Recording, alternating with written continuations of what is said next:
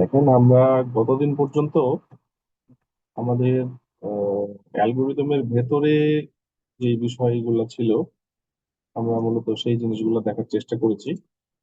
আমরা বিগত 4 দিন বা 4টা ক্লাসে, লাস্ট 4 ক্লাসে আমরা আমাদের যে ইউনি মডেল অ্যালগোরিদম গুলো ছিল, এবং লাস্ট ক্লাসে আমরা হচ্ছে আমাদের ইনসেম্বল টেকনিক, মানে মাল্টি মডেল টেকনিক গুলো আমরা কিন্তু সব দেখেছি। আজকে আবার আমরা কোডিং এ ফিরে আসবো, কোডিং মানে চ্যাপ্টারে ফিরে আসবো।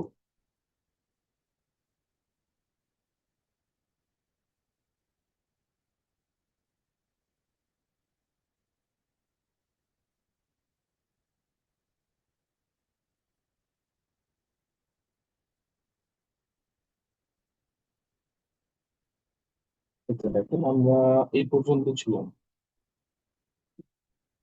এটা যদি বলি, আমরা এই পর্যন্ত ছিলাম, পাইপলাইন পর্যন্ত আমরা দেখেছি কোডিং। এরপরে আমরা অ্যালগোরিদম গুলো দেখা শুরু করেছিলাম। আজকে 15 এবং 16 এই দুইটা চ্যাপ্টার দেখবো, ওরকম প্ল্যান আছে। আর যদি সময় পাই তাহলে এই টেমপ্লেটেরটা দেখবো। আমাদের আজকে পর্যন্ত হয়ে গেলে কিন্তু এই টপিক শেষ হয়ে যাবে। মেশিন লার্নিং উইথ পাইথনের যে কোর্স, সেটা মানে এই মডিউলটা শেষ হয়ে যাবে। আর প্রজেক্ট করাবো। তো প্রজেক্টের হচ্ছে এখানে 3টা প্রজেক্ট আছে, যেটা 19, 20, 21, এই 3টা প্রজেক্ট আছে। আর 18 নম্বর হচ্ছে প্রজেক্ট গুলা কিভাবে করা যেতে পারে, তার একটা আউটলাইন দেওয়া আছে, দিস ইজ টেমপ্লেট। তো যাই হোক, আমরা আগে 15, 16 শেষ করি, তারপরে সময় থাকলে 18 নিয়ে কিছু কথাবার্তা বলবো। তো 15 যেটা, সেটা হচ্ছে ইমপ্রুভ পারফরমেন্স উইথ ইনসেম্বল। তো আমরা ইনসেম্বল টেকনিক গুলো নিয়ে তো বলেইছি আপনাদের। আমরা থিওরি গুলো দেখেছি। এইটা ইনসেম্বল টেকনিকের যে থিওরি গুলা, আমরা মূলত বেগিং অ্যালগোরিদম, বুস্টিং অ্যালগোরিদম এবং ভোটিং কিভাবে কাজ করে সেগুলো দেখেছি।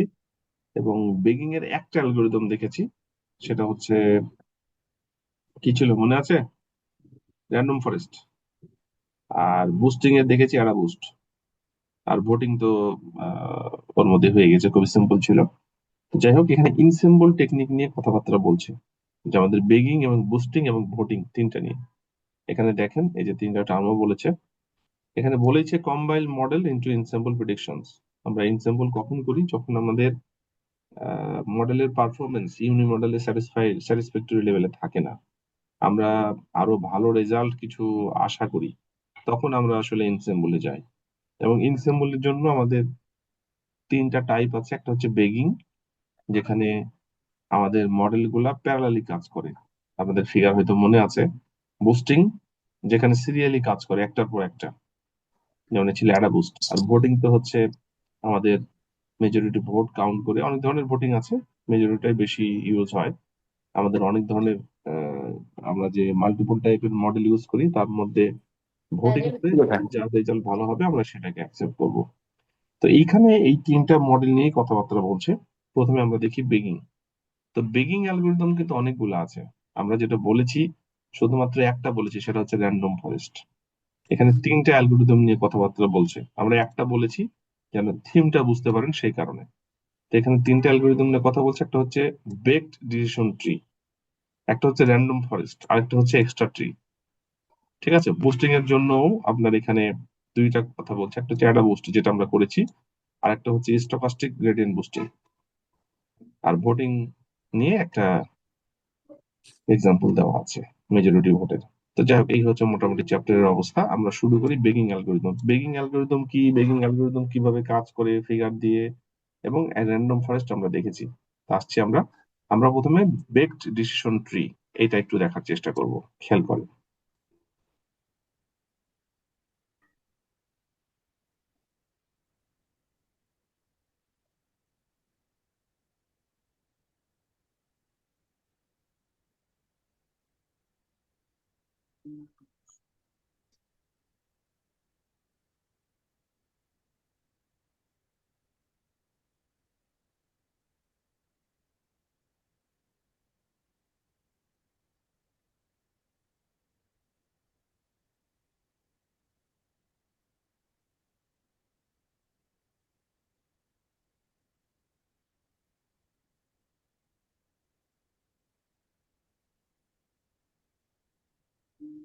দেখেন এখানে আমরা কোডটা নিয়ে আসি একবারে।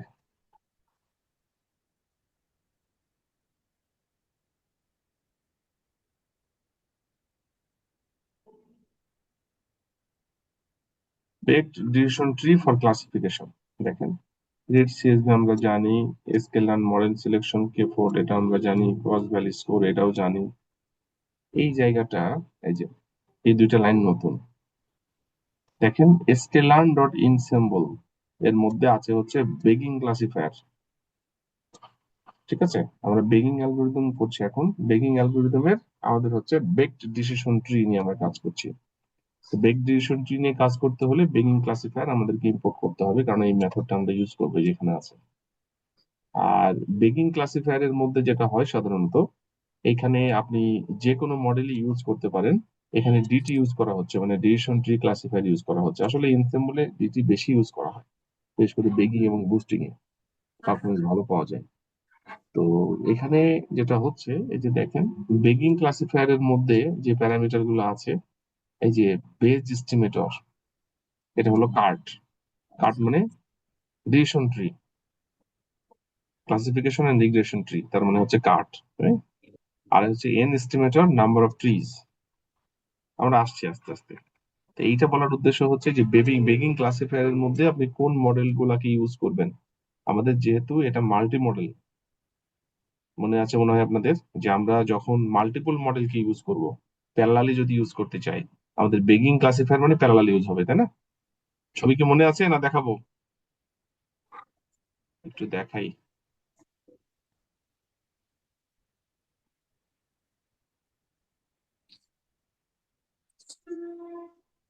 এই যে আমাদের ইনসেম্বল টেকনিক ছিল, আমরা বেগিংটা দেখছিলাম, এটা হচ্ছে বেগিং, এইটাই আমরা করছি। এবং স্পেশালি এই যে M1 M2 M3 Mn, এগুলা সবগুলা হচ্ছে আপনার ডিসিশন ট্রি। সবগুলাতেই ডিসিশন ট্রি ইউজ করা হচ্ছে, আপনি ইচ্ছা করলে অন্যটাও করতে পারেন। এখানে ডিসিশন ট্রি করা হচ্ছে বেগিং এ। এই যে বেকড ডিসিশন ট্রিতে, মানে এই যে বেকড ডিসিশন ট্রি করার জন্য আমাদের বেগিং ক্লাসিফায়ার ইম্পোর্ট করতে হবে। এটা হচ্ছে সেই বেগিং ক্লাসিফায়ার। বেজ এস্টিমেটর এখানে আছে কার্ট, মানে এখানে সবগুলাই ইউজ করা হচ্ছে ডিটি। ডিটি মানে কার্ট আসলে, হ্যাঁ। তো ডিটি ইউজ করা হচ্ছে, আপনি ইচ্ছা করলে অন্য অ্যালগোরিদম ইউজ করতে পারেন, কিন্তু এখানে ডিটি ইউজ করা হচ্ছে। এই ডিটি ইউজ করার জন্য এই যে এখানে লেখা আছে বেজ এস্টিমেটর কার্ট, কার্টের মধ্যে আছে ডিসিশন ট্রি ক্লাসিফায়ার, যেটা আমরা এখান থেকে ইম্পোর্ট করেছি। আপনারা বুঝতে পেরেছেন বেগিং ক্লাসিফায়ার ইম্পোর্ট করলাম কেন? আমরা এখানে আমাদের বেগিং টেকনিক চালাবো, এবং বেগিং টেকনিকের মধ্যে আমাদের এস্টিমেটর হচ্ছে কার্ট। ওকে। তো এইখানে হচ্ছে ডিসিশন ট্রি ক্লাসিফায়ারকে ইম্পোর্ট করলাম। ডেটা সেটটাকে আমরা একটু ঠিক করি।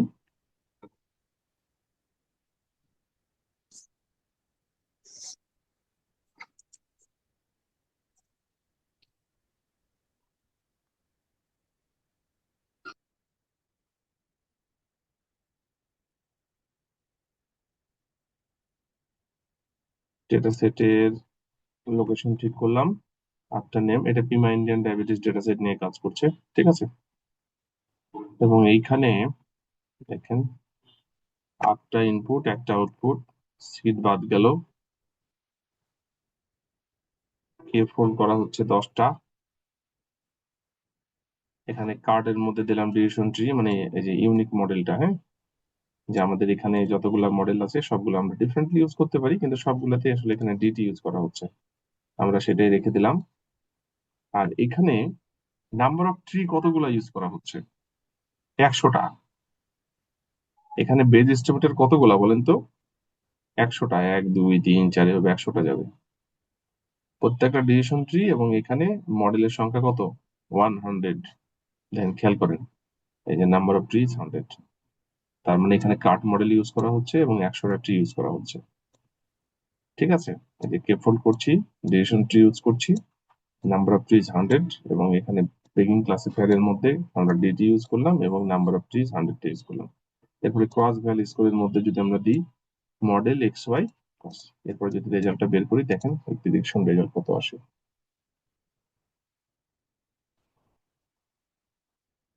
ও, ইয়াটা বন্ধ করতে হবে।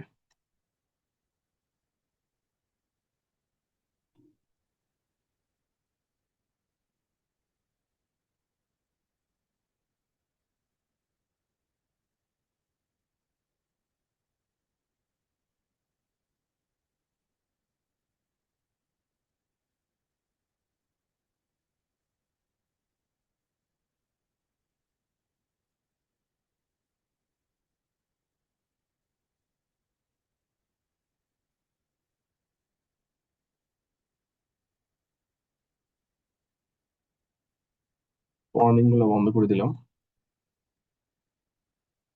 রেজাল্ট আসছে। বলেন কোনো বুঝতে অসুবিধা আছে কিনা? এখানে একটা জিনিস হচ্ছে বেগিং ক্লাসিফায়ারের, এখানে আপনি কোন মডেল ইউজ করবেন সেটা আপনি ঠিক করে দিতে পারেন।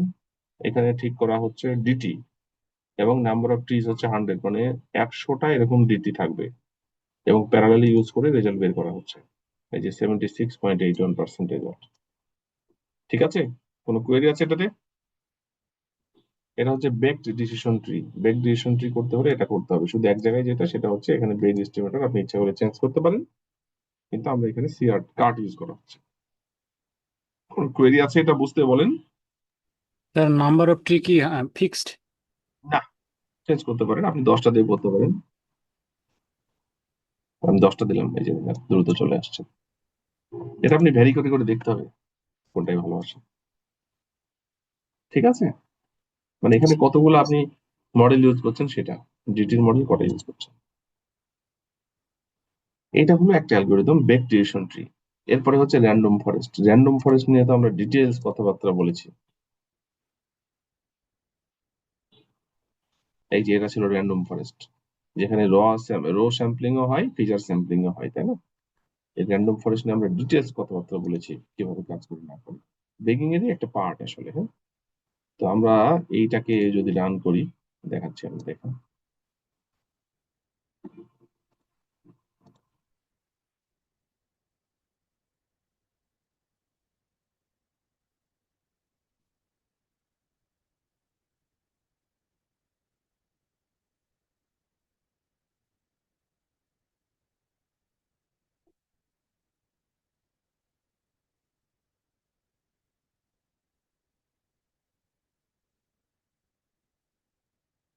দেখেন, এটা হলো র্যান্ডম ফরেস্ট ক্লাসিফায়ার। দেখেন এখানে কিন্তু কিছুই নাই। এর আগে আমাদের এখানে ছিল বেগিং ক্লাসিফায়ার, এবং বেগিং ক্লাসিফায়ারের মধ্যে কি ইউজ করব, ডিসিশন ট্রি, সেটাকে আমরা ইম্পোর্ট করে নিয়েছি, মানে দুইটা লিখেছি। কিন্তু এখানে আমরা এগুলো সব আগে, read, CSV, K four, cross value score, আপনি জানেন। র্যান্ডম ফরেস্ট ক্লাসিফায়ার আমরা ইম্পোর্ট করেছি। তো র্যান্ডম ফরেস্ট ক্লাসিফায়ার কোথায় ইউজ হবে একটু সে আসছে শেষের দিকে, দেখেন। আমরা ফাইনাল ডেটা সেটটাকে ইম্পোর্ট করলাম, 8টা ইনপুট আকারে রাখলাম, একটা আউটপুট আকারে রাখলাম। এরপরে এইখানে দেখেন, এই যে নাম্বার অফ ট্রিজ, এখানে কিন্তু বলা নাই যে আসলে আগে যেমন ছিল এখানে বেজ এস্টিমেটের কোনটা হবে সেটা বলা ছিল, ডিসিশন ট্রি ক্লাসিফায়ার, কিন্তু এখানে বলা নাই। র্যান্ডম ফরেস্টে এটা অবশ্যই ডিটি হতে হবে। র্যান্ডম ফরেস্টে ডিসিশন ট্রি হবে, অন্য কেউ হতে পারবে না, এটা rule. Random forest decision tree নিয়েই কাজ করে, অন্য কোনো অ্যালগরিদম নিয়ে কাজ করে না। ওকে? তাহলে এখানে ওই জন্যই কিন্তু লেখা নাই, এখানে কিন্তু লেখা ছিল ডিটি কার্ড, এই যে ডিসিশন ট্রি ক্লাসিফায়ার, এখানে ইম্পোর্টও করেছিলাম 2 বার। কিন্তু এইখানে যেহেতু এটা র্যান্ডম ফরেস্ট কার্ড নিয়েই কাজ করে, অতএব এখানে লেখার কিছু নাই। এখানে বলা আছে কতবার ট্রি ইউজ করবেন সেটা, আমরা ট্রি কতগুলো ইউজ করব, এখানে কটা ট্রি ইউজ করব সেটা, এখানে 100টাই দিচ্ছে। আর এখানে আরেকটা বিষয় কি ছিল, ট্রির সাথে সাথে আমার রো স্যাম্পলিং এর সাথে ফিচার স্যাম্পল, ফিচার কতগুলো আছে, আমি কতগুলো ফিচারের মধ্যে রিস্যাম্পলিং করব। এখানে দেখেন, আপনি ইচ্ছা করলে এটা চেঞ্জ করতে পারেন। এখানে বলছে নাম্বার অফ ফিচার হচ্ছে 3টা। আমার এটা যেহেতু পিমা ইন্ডিয়ান ডায়াবেটিস ডেটা সেট, আমার 8টা ফিচার আছে, বলছে 3টা স্যাম্পল করে করে তুমি চালাও। মানে এখানে যে রো স্যাম্পল, ফিচার স্যাম্পল আছে না, রোগুলোতে, রোগুলোকে তো ভাগ করবেই, কিন্তু ফিচার, যে ফিচার তো 8টা ফিচার ছিল, এই 3টা 3টা করে নিবে। কোন সময় হয়তো F1 F2 F3, কোন সময় হয়তো F1 F3 F4, এভাবে মিক্স করে করে নিবে সে। এই জন্য এখানে ফিচারটা বলা আছে, ম্যাক্সিমাম ফিচার 3টা হতে পারে। এরপরে এই যে random forest classifier, sorry,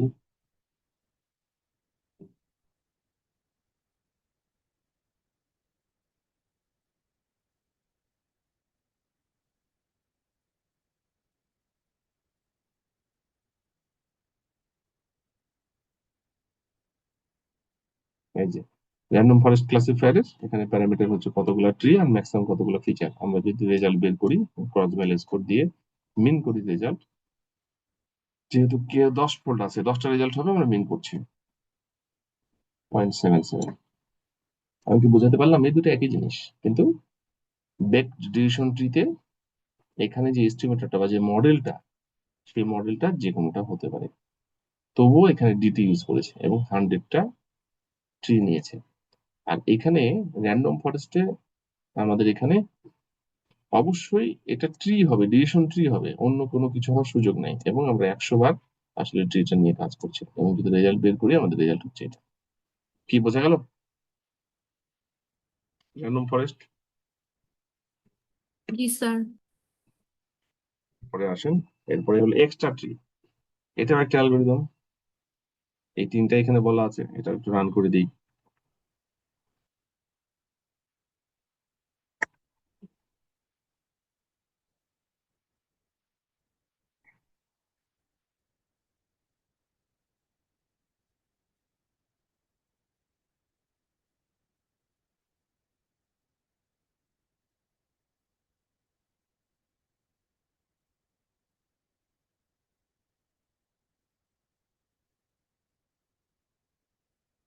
extra tree আপনাদের করানো হয় নাই, এটা বেগিং টাইপের। হ্যাঁ, এতগুলো অ্যালগোরিদম তো করানো সম্ভব না।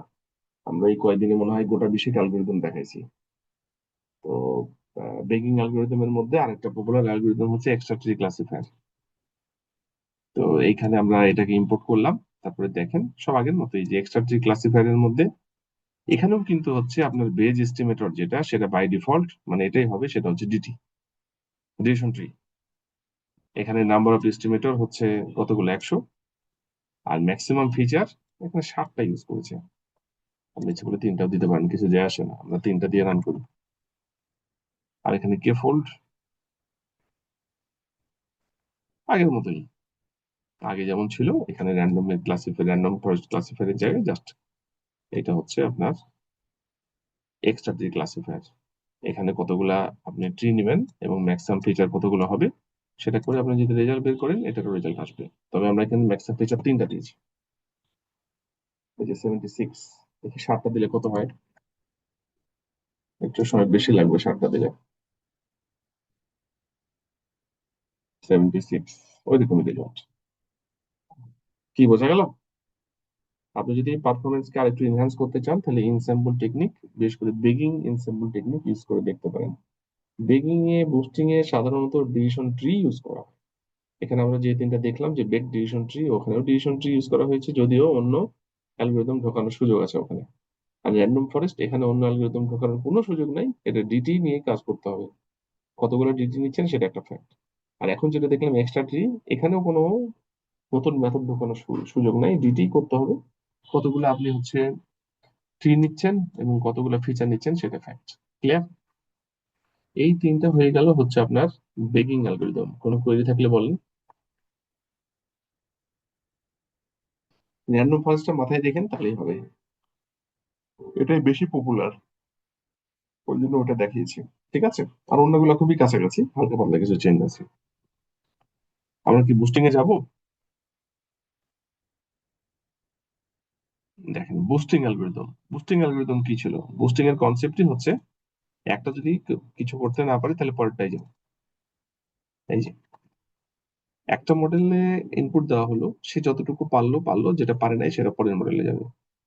পরের মডেল যতটুকু পারলো না এটার উপরে বেস করে আবার কাজ করবে, যতটুকু পারলো না পরেরটাই যাবে, এভাবে কিন্তু চলতে থাকবে। This is called boosting. তো এখানে আমরা যে বুস্টটা করিয়েছিলাম আপনাদের, সেটা হচ্ছে অ্যাডা বুস্ট। এই অ্যাডা বুস্টটা এখানে করা আছে, একটু দেখেন।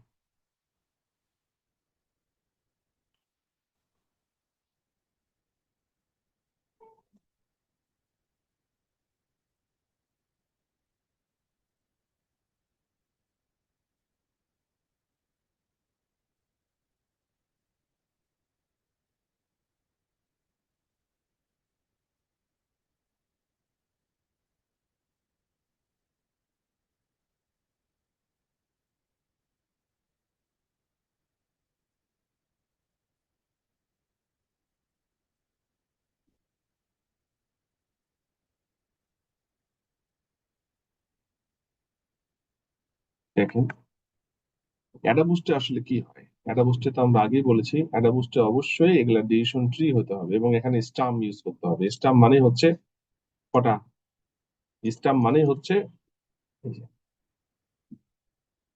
একটাই নোট, যেখানে হচ্ছে জাস্ট একটা লেফট একটা রাইট চাইল্ড। এখানে এরকম সংখ্যা আপনি বাড়িয়ে দিতে পারেন, বাট একটা স্টাম্প থাকবে। একটা স্টাম্প, দুইটা স্টাম্প, এবার স্টাম্প হবে, এবং স্টাম্প মানে হচ্ছে একটা ডিসিশন ট্রি এবং একটা লেফট একটা রাইট চাইল্ড থাকবে। আমরা এখানে সংখ্যাটা বাড়িয়ে দিতে পারি। এই, তো এখানে দেখেন অ্যাডাবুস্টের ক্ষেত্রে কি হচ্ছে, এই যে আমরা এখানে অ্যাডাবুস্ট ক্লাসিফায়ার আমরা স্কেলার ইনসেম্বলের মধ্যে থেকে নিলাম। ওকে, এরপরে হচ্ছে আমরা Prima Indian diabetes data set নিলাম। প্রথম 8টা ইনপুট আকারে নিলাম, পরেরটা হচ্ছে আউটপুট আকারে নিলাম। এখানে এই যে অ্যাডাবুস্ট ক্লাসিফায়ার খেয়াল করেন, এখানে ডিটি অবশ্যই ইউজ করতে হবে, অন্য কোনো কিছু সুযোগ নাই, র্যান্ডম ফরেস্টের মতো। তো এন এস্টিমেট এখানে নাম্বার অফ ট্রি কতগুলো হবে, এখানে 30টা ইউজ করেছে। আপনি ইচ্ছা করলে কম বেশি করে রেজাল্ট ভ্যারি করে দেখতে পারেন, এখানে 30টা ডিটি আছে। ওকে, এখানে 30টা ইউজ করেছে। আর কে ফোর্ড হচ্ছে, বুঝতেই পারছেন, কে ফোর্ড হচ্ছে 10 ফোল্ডের cross value score model X Y K fold. এটা যদি রেজাল্ট বের করি আমরা,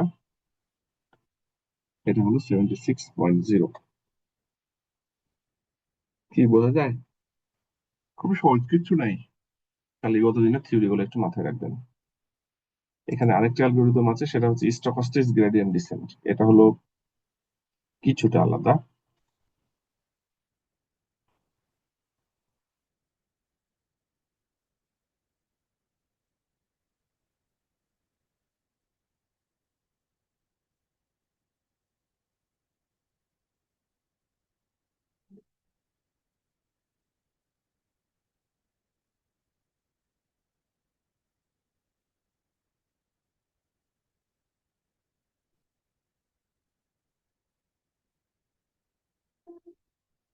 দেখেন, এখানে হচ্ছে এই যে গ্রেডিয়েন্ট বুস্টিং ক্লাসিফায়ার, আমরা কিন্তু যে স্টকাস্টিক গ্রেডিয়েন্ট বুস্টিং করছি, ওইটা কাজ করতে হলে গ্রেডিয়েন্ট বুস্টিং ক্লাসিফায়ার এটা আমাকে ইম্পোর্ট করতে হবে।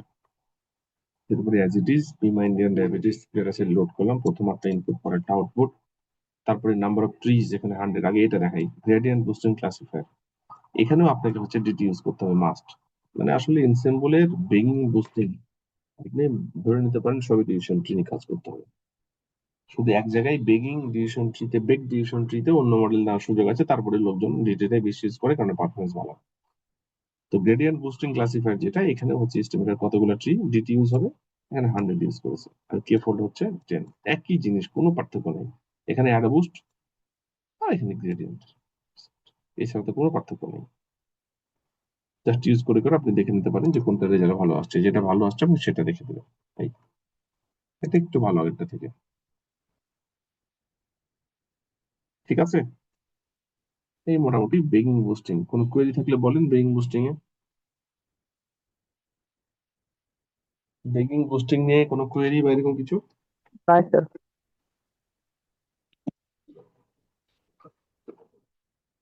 এরপরে দেখেন ভোটিং এনসেম্বল। একটা জিনিস খেয়াল করবেন, আমরা যে ইউনি মডেল গুলো করেছিলাম, আমাদের নর্মাল সিনারিওতে ইউনি মডেল থেকে কিন্তু মাল্টি মডেলের রেজাল্ট ভালো আসবে, এটাই নর্মাল সিনারিও। কিন্তু সবসময় যে ভালো আসবে এটা বলা যায় না, তবে জেনারেল ট্রেন্ডে ভালো আসে। তো আমাদের এই ইনস্যাম্বলের 3টা টেকনিক, বেগিং টেকনিক, বুস্টিং, আর একটা হচ্ছে ভোটিং। ভোটিংটা কিন্তু খুব চলে, ভোটিংটা একটু দেখেন। কারণ ভোটিংটা কি, আমরা এই ফিগার থেকেই যদি বুঝতে চাই বেগিং এর, ধরেন আমাদের এখানে একটু ডিফারেন্স আছে। আমি একটু ভোটিং এর ইয়েটা বলি, দেখি তো ফিগার টিগার রাখাটা পাই কিনা। ভোটিং এনসেম্বল,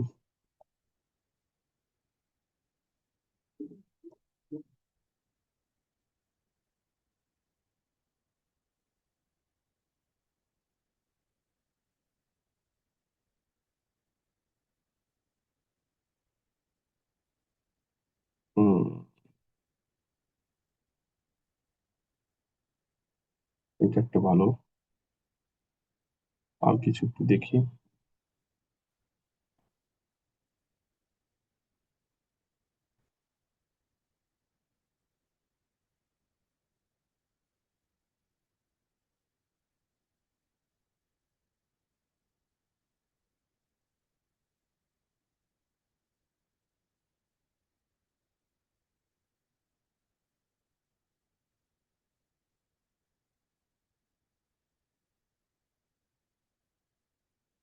এটাই ভালো করে দেওয়া আছে এখানে।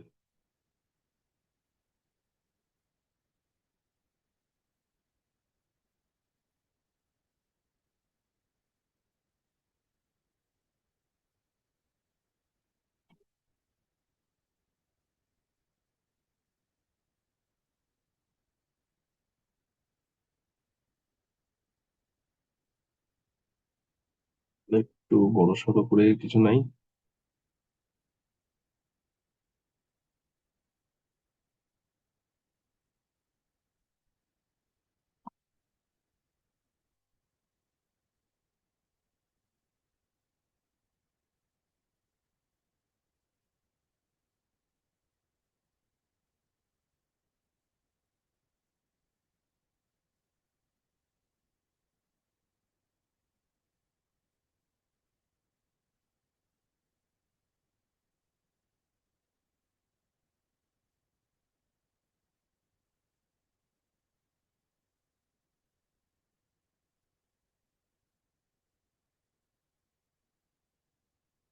তাহলে আমি একটু রেডি করি, একটা ফিগার দিয়ে দিই, তাহলে আপনাদের বুঝতে সুবিধা হবে।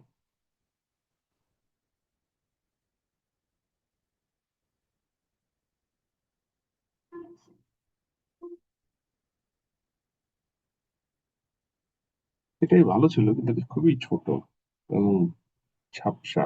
এই যে দেখাচ্ছে, এটা ঠিক আছে, দেখি।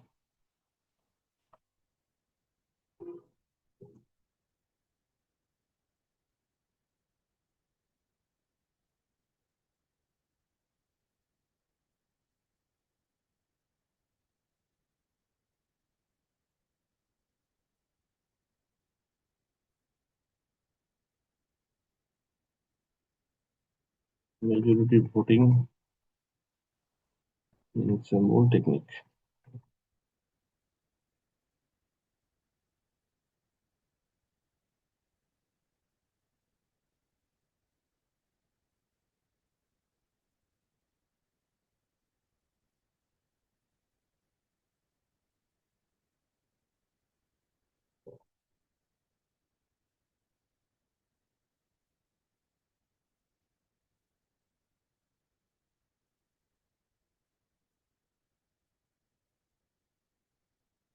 এই যে এটা বড়ই তো দেখাচ্ছে।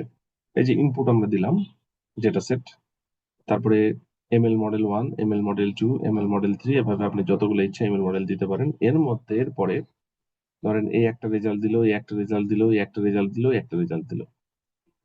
যার ভোট বেশি যেদিকে, এই যে মেজরিটি ভোট করে, just like our election, okay, final output বের হয়ে যাবে।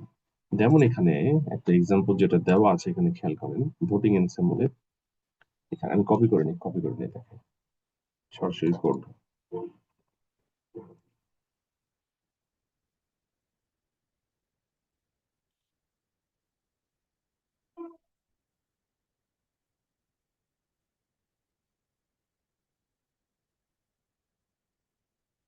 এটা কিন্তু খুব পপুলার, সবই পপুলার, এক সময় একটা চলে। একটু ঠিক করে দিই, খেয়াল করেন কি হচ্ছে। এখানে তিনটা ডিফারেন্ট ক্লাসিফায়ার ইউজ করেছে, যেটা বললাম। এখানে আমাদের হয়ে গেল ফিগার।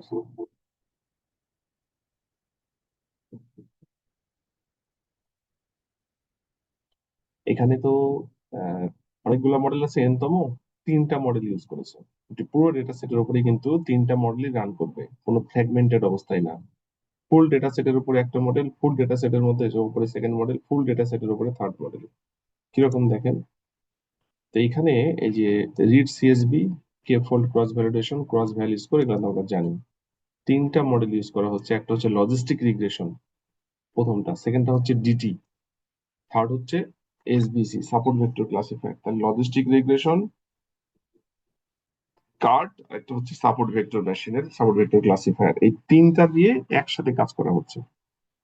তিনবার কাজ হবে। প্রথম ফুল ডেটা সেটের উপরে লজিস্টিক রিগ্রেশন চলবে, তারপরে ফুল ডেটা সেটের উপরে ডিসিশন ট্রি ক্লাসিফায়ার চলবে, ফুল ডেটা সেটের উপরে সাপোর্ট ভেক্টর মেশিন চলবে। এরপরে যে ভোটিং ক্লাসিফায়ার দিয়ে সেটাকে মার্জ করা হচ্ছে। যেমন এখানে কোনটা রেজাল্ট বের হচ্ছে, কত মেজরিটি ভেট করে কত আসছে, সেটা কে বের করে দিবে, এটা করছে হচ্ছে ভোটিং ক্লাসিফায়ার। দেখেন কিভাবে করছে, আমরা তিনটা ইম্পোর্ট করলাম, এটা মাথায় রাখেন, তিনটা ক্লাসিফায়ার। তারপরে ওয়ার্নিং এখানে নাই করার জন্য করলাম, ডেটা সেটটাকে নিলাম, ইনপুট আউটপুট ঠিক করলাম, ঠিক আছে। প্রথম 8টা হচ্ছে ইনপুট, পরে 9 নম্বর হচ্ছে আউটপুট, এরপরে কে ফোন করছে 10টা। তো এরপরে দেখেন কি হচ্ছে, এটা একটু খেয়াল করেন, এস্টিমেটরস।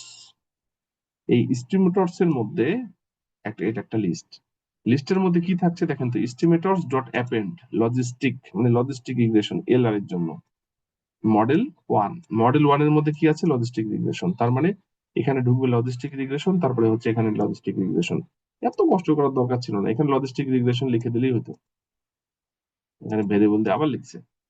তো এস্টিমেটরস এর মধ্যে প্রথমে নাম ঢুকলো লজিস্টিক রিগ্রেশন, এবং মডেল মেথডটা ঢুকলো লজিস্টিক রিগ্রেশন, এই মেথডটা। দ্বিতীয় মডেলের নাম হচ্ছে ডিসিশন ট্রি ক্লাসিফায়ার, এখানে ঢুকছে কার্ড, এগুলো নাম।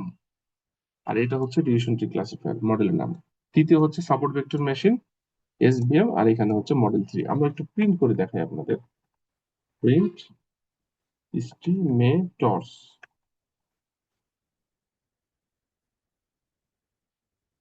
একটু রান করি, দেখেন। এই যে এই এস্টিমেটরস এর মধ্যে কি আসছে, এস্টিমেটরস এর মধ্যে প্রথমে আসছে logistic regression, cart, decision tree, SVM, এসবিসি, মানে তিনটা ঢুকে গেল। কিন্তু এস্টিমেটরস এর মধ্যে এখন তিনটা মেথড আছে, logistic regression, decision tree, SBC.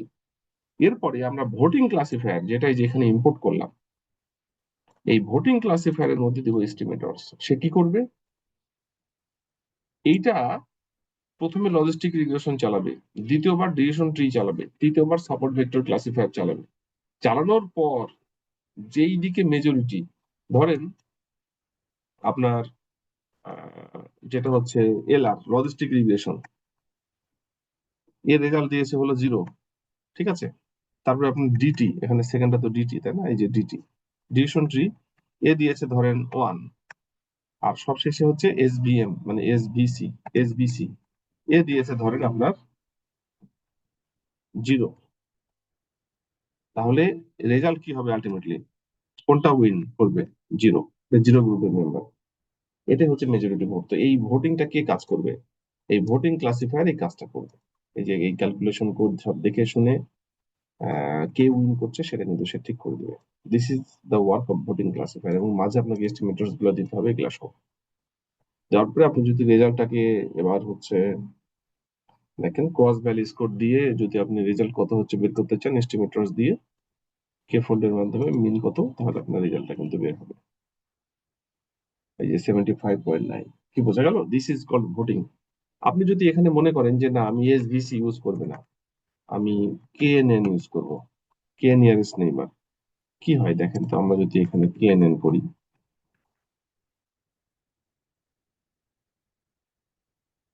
Can not import কেএনএন from, কেএনএন কোথায় পাওয়া যায় বলেন তো?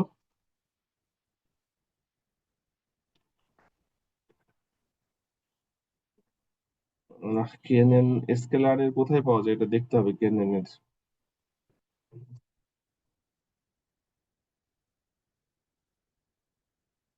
কেএনএন,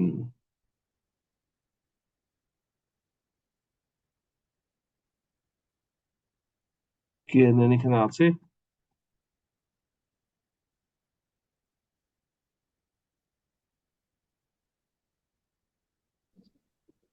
কে নিয়ারেস্ট নেইবার, ও সরাসরি লিখতে হবে।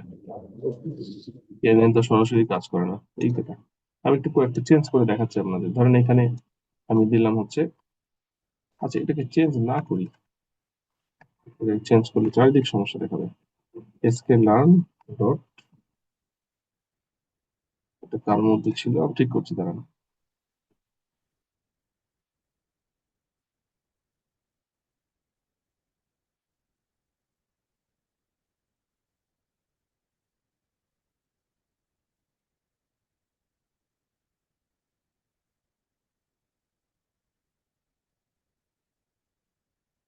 এসভিসি, এসভিএম, এসভিএম, এসভিসি। আমরা এখানে নতুন একটা নিলাম, এই যে কে নিয়ারেস্ট নেইবার ক্লাসিফায়ার, ওকে। এরপরে আমরা এইখানে এই যে মডেল থ্রির জায়গায় আমরা এটা নতুন ভাবে অ্যাড করছি, কে নিয়ারেস্ট নেইবার ক্লাসিফায়ার, কেএনএল, ওকে। কিছুই না, এসবিসির জায়গায় কে কে নিয়ারেস্ট নেইবার দিলাম। এখনো কোথায় আছে এসবিসি বলেন তো? স্যার এস- ইম্পোর্টের ব্র্যাকেট দিছেন, ইম্পোর্টের ব্র্যাকেটটা উঠাই দেন।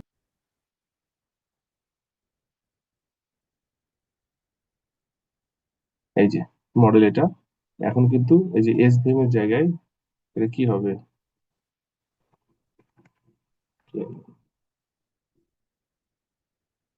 কেএনএন দিয়ে লার্ন করলে রেজাল্ট এটা আসছে। ঠিক আছে, তো আপনি যে কোনো মডেল আপনি 3টা জায়গায় 4টা দিতে পারেন, কোনো সমস্যা নাই, 5টা দিতে পারেন, 10টা দিতে পারেন। সে মেজরিটি ভোট যেটা সেটা নিয়ে সে কাজ করবে। আমি কি বোঝাতে পারলাম? এটা আউট করে দিলাম।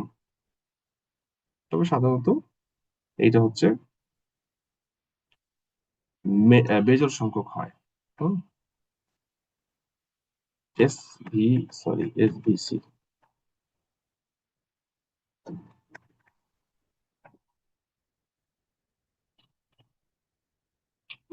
কি ঠিক আছে? বোঝা গেল? এটা কিন্তু ইম্পর্টেন্ট, খুব মজাতেই কাজ করে যায়। আপনি একাধিক ক্লাসিফায়ার ইউজ করবেন, মেজরিটি ভোট নিয়ে যেটা হবে আপনি 5টা ইউজ করতে পারেন, তাহলে 3টা দিকে যেদিকে ভাগবে সেটা আপনি নিলেন। কিন্তু সময় বেশি লাগবে, 3 গুণ বেশি লাগবে। বি কেয়ারফুল, একটা জায়গায় 3টা অ্যালগরিদম চালাচ্ছেন, আপনাকে হিসাব করে কিন্তু কাজ করতে হবে। ঠিক আছে, এই হচ্ছে এইখানকার চ্যাপ্টারের কাজ। এখানে চ্যাপ্টারে মোটামুটি আমাদের এনসেম্বল নিয়ে যেটা বলা ছিল, bagging algorithm, boosting algorithm, voting algorithm. Bagging এ আমাদের bagged decision tree, random forest, extra tree, 3টা নিয়ে কথা বলছে এবং ডিটি নিয়ে 3টাই করেছে। যদিও bagged decision tree decision tree ছাড়াও করা যায়, কিন্তু র্যান্ডম ফরেস্ট আর এক্সট্রা ট্রি ডিটি লাগবেই। ঠিক আছে, আর বুস্টিং এর জন্য আপনার অ্যাডা বুস্ট আর stochastic gradient boosting. AdaBoost আপনাদেরকে দেখিয়েছি, স্টকাস্টিক গ্রেডিয়েন্ট বুস্টের এখন হচ্ছে আমরা কোডগুলো করে দেখলাম। ঠিক আছে, এখানে বাই ডিফল্ট দুইটাই কিন্তু হচ্ছে, বাই ডিফল্ট মানে ম্যান্ডেটরি, সেটা হচ্ছে ডিটি নিয়ে কাজ হবে। আর ভোটিং এ আসলে কোনো রেস্ট্রিকশন নাই। ভোটিং এ আপনি যে কোনো অ্যালগরিদম দিয়ে কাজ করতে পারেন, তবে এখানে যেটা বিষয় সেটা হচ্ছে যদি একের অধিক, আসলে ভোটিং মানে তো একের অধিক, যখন একের অধিক আপনার ক্লাসিফায়ার চলে আসবে তখন ওগুলোর মধ্যে মেজরিটি ভোট কে পাইলো সেটাকে সে সিলেক্ট করে দেবে। এই হচ্ছে বিষয়। বলেন এই চ্যাপ্টার নিয়ে কোনো কারো কোয়েরি টোয়েরি আছে কিনা? আমরা এখানে মোটামুটি ভাবে এটা করলাম। কি ঠিক আছে, সামনের দিকে আগাবো? স্যার একটা প্রশ্ন ছিল। হ্যাঁ বলেন। স্যার ওই যে মেজরিটি ভোটিং এ স্যার আমরা যে এস্টিমেটরে যে মডেলগুলো দিচ্ছি এগুলো কি স্যার ক্লাসিফায়ার হইতে হবে, রিগ্রেসর এটা দেওয়া যাবে না? এটা আমরা তো ক্লাসিফিকেশন করছি, ওই জন্য ক্লাসিফায়ার। আমরা যখন রিগ্রেশন করব তখন রিগ্রেশন হবে। আচ্ছা। ঠিক আছে, অবশ্যই হবে, হবে না কেন? আমরা ক্লাসিফিকেশন করছি সেই জন্য ক্লাসিফায়ার। যদি রিগ্রেশন করি রিগ্রেশন ইউজ করব, সমস্যা নেই। ঠিক আছে ঠিক আছে, স্যার। রিগ্রেশনের সময় কি হবে, ধরেন আপনি 3টা মডেল ইউজ করছেন। ধরেন আপনি এই একটা মডেল ইউজ করলেন, এটা আরেকটা মডেল ইউজ করলেন, এটা হচ্ছে আরেকটা মডেল ইউজ করলেন। 3টার রেজাল্ট আমরা কিভাবে পাবো? রিগ্রেশনের সময় এই 3টা এখানে আসবে, আসার পরে এটার এভারেজ রেজাল্ট আপনাকে দিবে। রিগ্রেশনে এভারেজ রেজাল্ট, হ্যাঁ।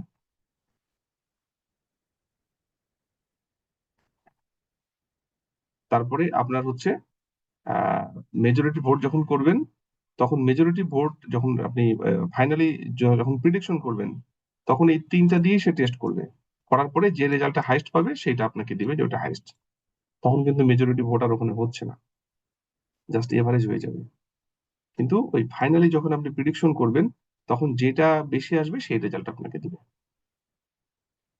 ঠিক আছে? ঠিক আছে স্যার। Clear? এই। আর কোনো কোয়েরি কারো? আচ্ছা, আমরা পরের চ্যাপ্টারে চলে যাই, এটা লাস্ট চ্যাপ্টার এই বইয়ের, প্রজেক্ট ছাড়া আর কি। প্রজেক্ট আছে, প্রজেক্ট ছাড়া লাস্ট চ্যাপ্টার, সেটা হচ্ছে, এটাও খুব ইন্টারেস্টিং চ্যাপ্টার, এটা একটু বলি। এইটা দেখেন, এই যে improve performance with algorithm tuning. সংক্ষেপে বলি, আমাদের ধরেন ওই যে কেএনএন অ্যালগোরিদম ছিল, ফর এক্সাম্পল, কে এর ভ্যালু কত হবে, কত হলে রেজাল্ট আমাদের ভালো হবে, এইটা আমরা কিন্তু টিউন করে দেখতে পারি। 3, 5, 7, 9 এরকম কোনটা ভালো হবে, এইটা হলো টিউনিং করা। তা আমাদের এখানে যতগুলো অ্যালগোরিদম আছে সবগুলো অ্যালগোরিদমের মধ্যে আমরা এদের কিন্তু প্যারামিটার টিউন করে দেখতে পারি, যেটা রেজাল্ট ভালো আমরা সেটা রাখবো। ঠিক আছে, এখানে দেখেন আপনার এই, এখানে যে এক্সাম্পল গুলো দেওয়া আছে এগুলা হচ্ছে আপনার এই রিজ রিগ্রেশনের জন্য ইউজ করা আছে। রিজ রিগ্রেশনের জন্য কোন প্যারামিটার ভালো হবে সেটা দেখাচ্ছে। ঠিক আছে, আমাদের রিজ রিগ্রেশনে কি আছে, কি ছিল মনে আছে আপনাদের? আমি একটু দেখাবো।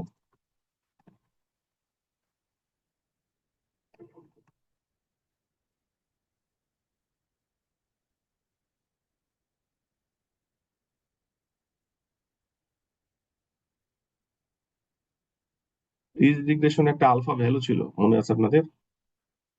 আমাদের যখন আমরা রিগ্রেশন করছিলাম, লিনিয়ার রিগ্রেশন, সরি, হ্যাঁ, লিনিয়ার রিগ্রেশন, তারপরে linear regression with gradient descent, তারপরে ছিল রিজ রিগ্রেশন, ল্যাসো রিগ্রেশন, আপনাদের মনে আছে কিনা? তো ওখানকার ওই রিজ রিগ্রেশনের যে প্যারামিটার সেটাকে টিউন করে দেখাচ্ছে যে কোন প্যারামিটারে দিয়ে কাজ করলে আমাদের ভালো হয়। দেখাই, এখান থেকেই বের করে দেখাই।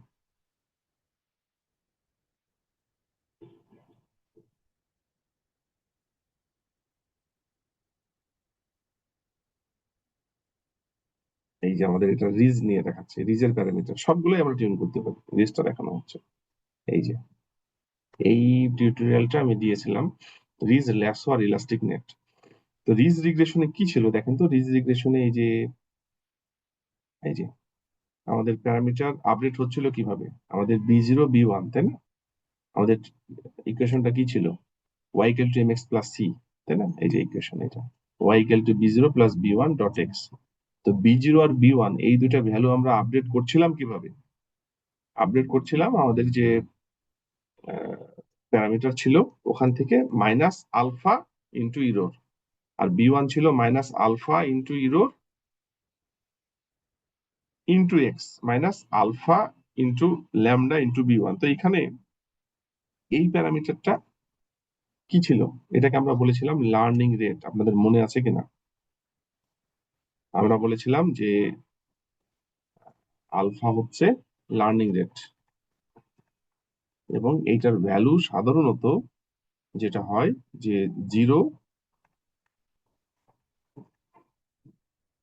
আর 1 এর মধ্যে ভ্যারি করে।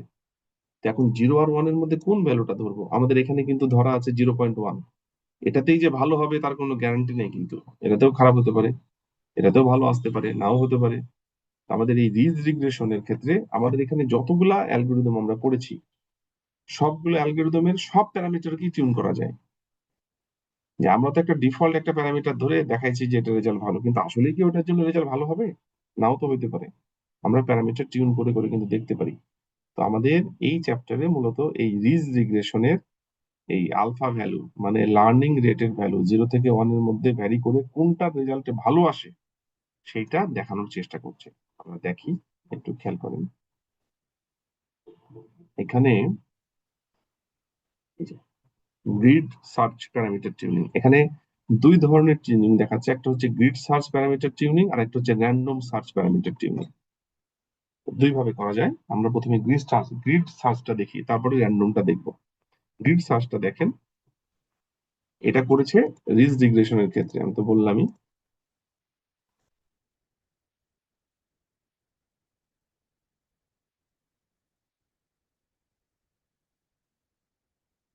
এখানে গ্রিড সার্চ মানে হচ্ছে একেবারে লিনিয়ার সার্চের মতো। লিনিয়ার মানে হচ্ছে সবগুলাকে সে লিনিয়ারলি সার্চ করবে, একটার পর একটা একটার পর একটা করে যাবে, ওকে? তো এই যে গ্রিড সার্চের জন্য আমরা গ্রিড সার্চ সিভি এটা নিয়ে আসতে হবে। গ্রিড সার্চ প্যারামিটার টিউনিং এর জন্য যেটা আমরা ইম্পোর্ট করব এখানে, এই যে গ্রিড সার্চ সিভি, এবং এটা আছে sklearn এর মডেল সিলেকশনের মধ্যে। তারপরে আমরা হচ্ছে এই ডেটা সেটটাকে ইম্পোর্ট করলাম, ঠিক আছে? এইখানে হচ্ছে 8টা ইনপুট, একটা আউটপুট। এরপরে দেখেন এই যে আলফা, আমাদের যে আলফা ভ্যালুটা ছিল না, এই যে আলফা ভ্যালু, এই আলফাটাকে আমরা টিউন করবো, তাই তো? এই আলফার ভ্যালু কোনটা কোনটা দিয়ে আমরা টিউন করতে চাচ্ছি সেটা এখানে আছে। এখন প্রথম আছে 1, তারপরে 0.1,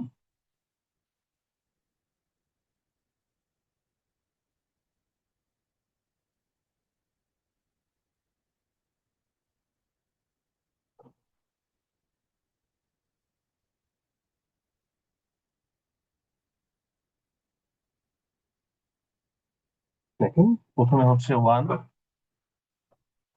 তারপরে 0.1, তারপরে 0.01, 0.001, 0.0001, তারপরে 0। এই কটা দিয়ে টেস্ট করেছে। আপনি ইচ্ছা করলে কম বেশি করতে পারেন। এখানে 1, 2, 3, 4, 5, 6, 6টা দিয়ে টেস্ট করছে। এখানে একটা ডিকশনারি ইউজ করা হচ্ছে। এই আলফার মধ্যে আছে হচ্ছে এগুলা সব ভ্যালু। এরপরে একটা ডিকশনারি ইউজ করতে হবে, ডিকশনারির মধ্যে এই ভ্যালুগুলো আসবে। এটাকে বলা হচ্ছে প্যারামিটার গ্রিড, মানে একটা গ্রিড তৈরি করছে যে গ্রিডে এই ভ্যালুগুলো আছে। এরপরে রিজ মডেলের মধ্যে আমরা এটা টেস্ট করে দেখবো। মডেলের নাম দেওয়া হলো রিজ। এখানে দেখেন গ্রিড সার্চ সিভি, এস্টিমেটর হচ্ছে রিজ এস্টিমেটর, আর এখানে প্যারামিটার গ্রিডের মধ্যে এই গ্রিড গুলো। এইটা কি করবে আসলে?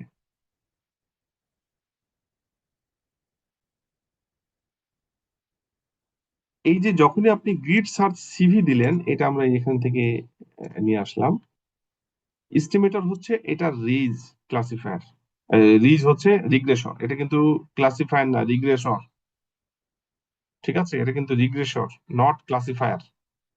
যদিও এখানে যেই ডেটা সেটটা নেওয়া হচ্ছে সেটা আমরা ক্লাসিফিকেশনের জন্য ইউজ করে অভ্যস্ত, কিন্তু এটা রিগ্রেশন হিসেবেও ইউজ করা যেতে পারে, অসম্ভব না। যদিও আসলে বইয়ে এটা ইউজ করা এখানে ঠিক হয় নাই। একটা হাউজিং এর ডেটা সেট দিলেই বেশি ভালো হতো, কারণ এখানে তো রিজ তো রিগ্রেশন, রিজ তো ক্লাসিফিকেশন না। কারণ দিয়েছে, কিছু করার নাই। এটা কি বুঝতে পারলেন? এটা কিন্তু ক্লাসিফিকেশনের ডেটা সেট, কিন্তু রিগ্রেশন হিসেবে ইউজ করা যেতে পারে। আপনার ক্লাস ভ্যালুটা আপনি 0 আর 1 এর মধ্যে যে কোনো একটা ভ্যালু আসলেই তো আসতেই পারে, ওই জন্য এভাবে ইউজ করেছে। তো যাই হোক, এটা হচ্ছে রিজ রিগ্রেশন। এখানে গ্রিড সার্চ সিভির মধ্যে আমরা হচ্ছে এই মডেলটা দিয়ে দিলাম, রিজ মডেলটা। প্যারামিটার গ্রিডের মধ্যে দেখেন এই যে প্যারামিটার গ্রিড, প্যারাম গ্রিড, এখানে প্যারাম গ্রিডের মধ্যে এই যে একটা ডিকশনারি ইউজ করা হচ্ছে। দেখেন এখানে কি আছে, আমি আপনাদের দেখাই। প্রিন্ট, এই গ্রিডের মধ্যে কি আসছে দেখেন। দেখেন এই গ্রিডের মধ্যে আমি কিন্তু এই গ্রিডটা প্রিন্ট করেছি, খালি এটা আগে দেখেন। গ্রিডের মধ্যে আছে আলফা, এবং এগুলার মধ্যে এই যে কটা ভ্যালু আপনি প্রত্যেকটাই কিন্তু সে টেস্ট করছে, করার পরে এই যে গ্রিড বেস্ট স্কোর, সব থেকে কোনটার স্কোর বেশি পাচ্ছে, এই যে 0.27, এটা কিন্তু ইরোর রেট। রুট কি কি ছিল, কয়েকভাবে আমরা করতাম, রুট মিন স্কোয়ার ইরোর। এবং কোনটাই রেজাল্ট ভালো পাচ্ছে, 1 ভালো পাচ্ছে। এটা আউট করে দিই, এটা রাখলে আবার আপনাদের বুঝতে অসুবিধা।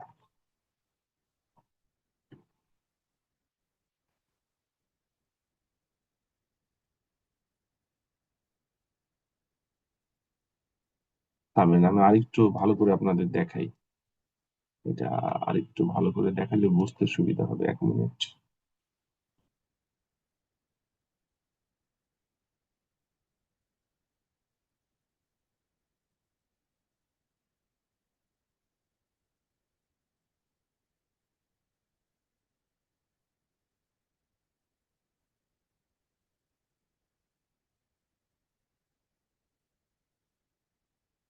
এই কোডটা দেখেন, এখানে একটু আমরা চেঞ্জ করেছি, ওটার থেকে আরো ভালো করে একটু দেখাবে।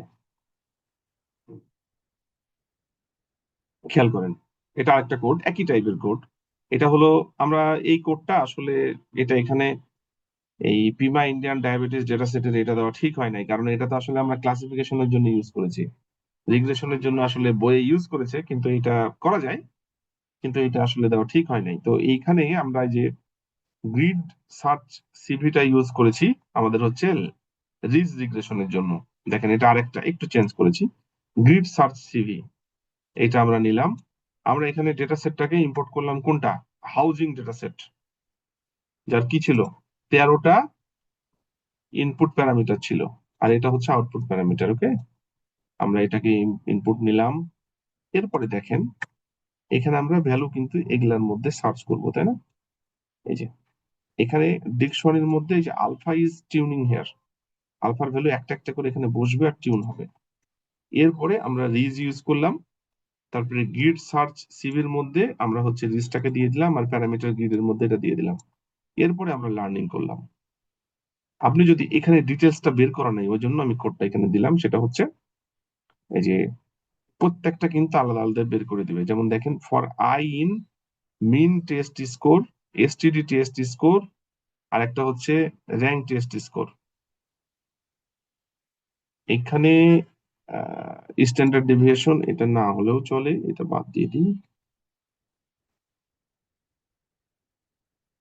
স্যার এক্স ওয়াই চেঞ্জ করতে হবে না? থামেন একটু, একটু দাঁড়ান, এটা আমি একটু দেখে নিই।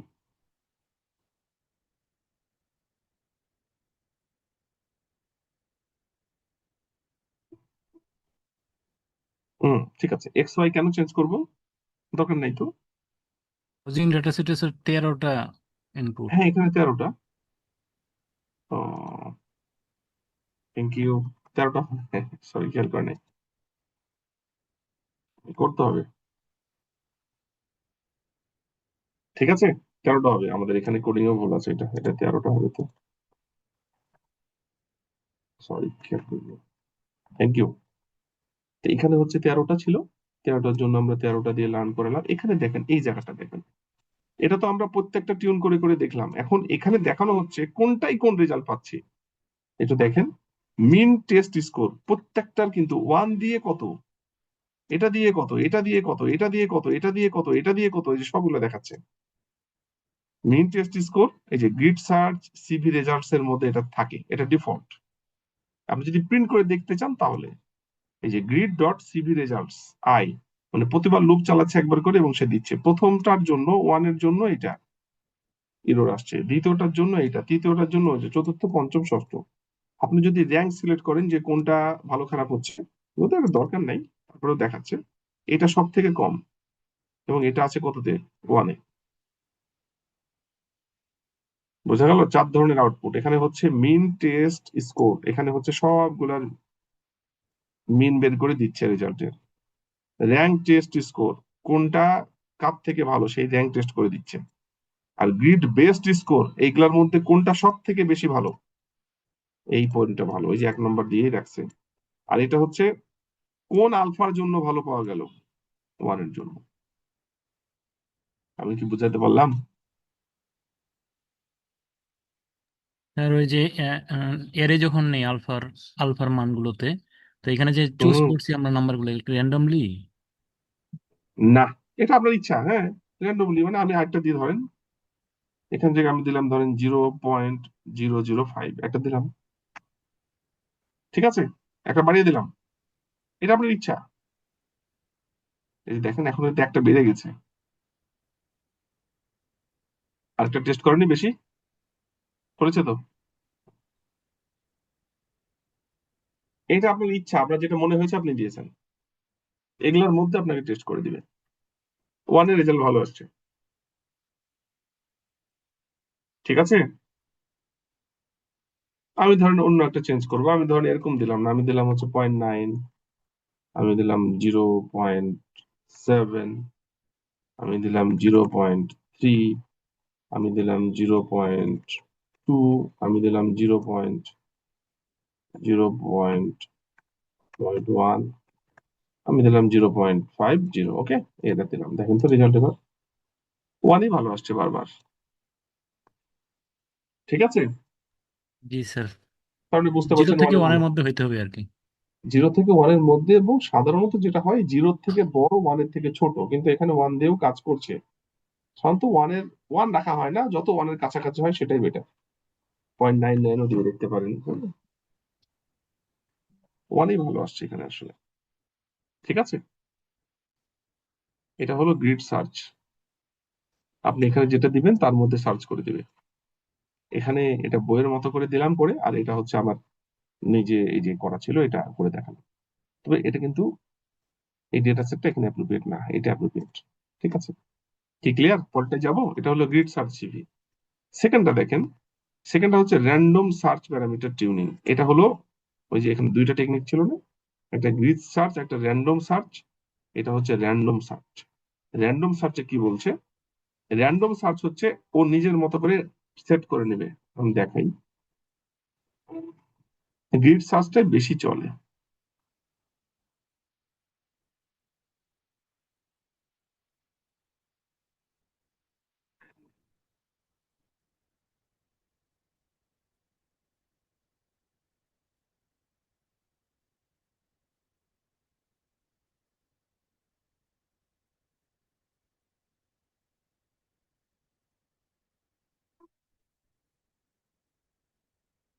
দেখেন,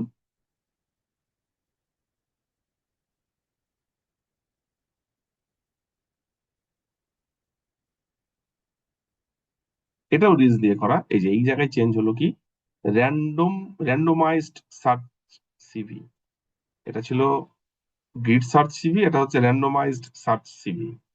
আমরা এখানে তো নিজের মতো করে, যে আপনি যিনি কোশ্চেন করলেন, নিজের মতো করে বসাইছি, এবার বসাবো না, ওকেই বলবো তুমি র্যান্ডম ভ্যালু বসে বসে চেক করো। এই পার্থক্য এটাই। এখানে ওই পিমা ইন্ডিয়ান ডায়াবেটিস ডেটা সেট দিয়ে করেছে, 8টা ইনপুট, একটা আউটপুট। আর প্যারামিটার গ্রিডের মধ্যে এই যে ইউনিফর্ম, ইউনিফর্ম মানে কি? ইউনিফর্ম মানে হচ্ছে সে 0 থেকে 1 এর মধ্যে ভ্যালু নিবে।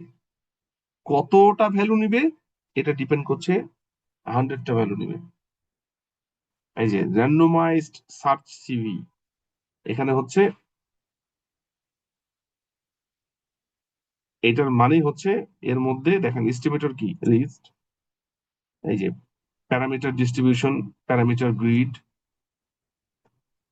0। এর মানে হচ্ছে ইউনিফর্ম, মানে হচ্ছে, এটার মানে হচ্ছে randomly selected from 0 to 1, randomly selected values from 0 to 1, 0 থেকে 1 এর মধ্যে সে এখানে র্যান্ডমলি সিলেক্ট করবে। আমরা এখানে যেটা ম্যানুয়ালি করেছিলাম, কতগুলা, 100 বার। এর মানে হচ্ছে তাই। তারপরে ফিট করে বেস্ট স্কোর এবং আলফার ভ্যালু নিবে। যে বেস্ট স্কোর পেয়েছে এটাতে, মানে ইউরোর হচ্ছে 0.276, আর আলফার ভ্যালু হচ্ছে এটা, এখানে লিখে দিই, ভালো লাগবে।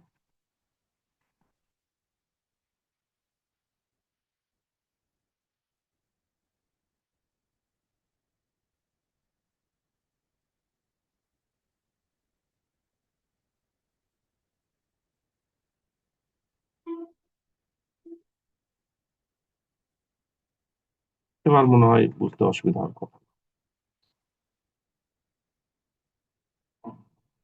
0.99 এটাতে আসছে বেস্ট আলফা ভ্যালু। আমরা এখানে কত পেয়েছিলাম? 1-এ পেয়েছিলাম, তাই না? প্যারামিটার গ্রিডে এখানে কিন্তু সে 0.99-এ বের করেছে, 0.9938। আমরা এটা দিয়ে দেখি তো এটাতে পাই নাকি সে। এখানে একটা দিয়ে দেখি।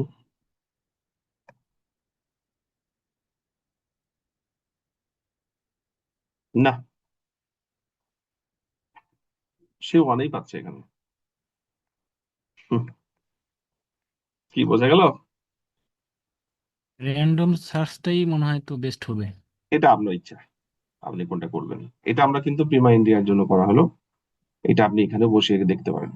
আমরা যদি এটাতে বসিয়ে করি, থামেন দেখেন কি হয়। এটা দিয়ে করে দিই।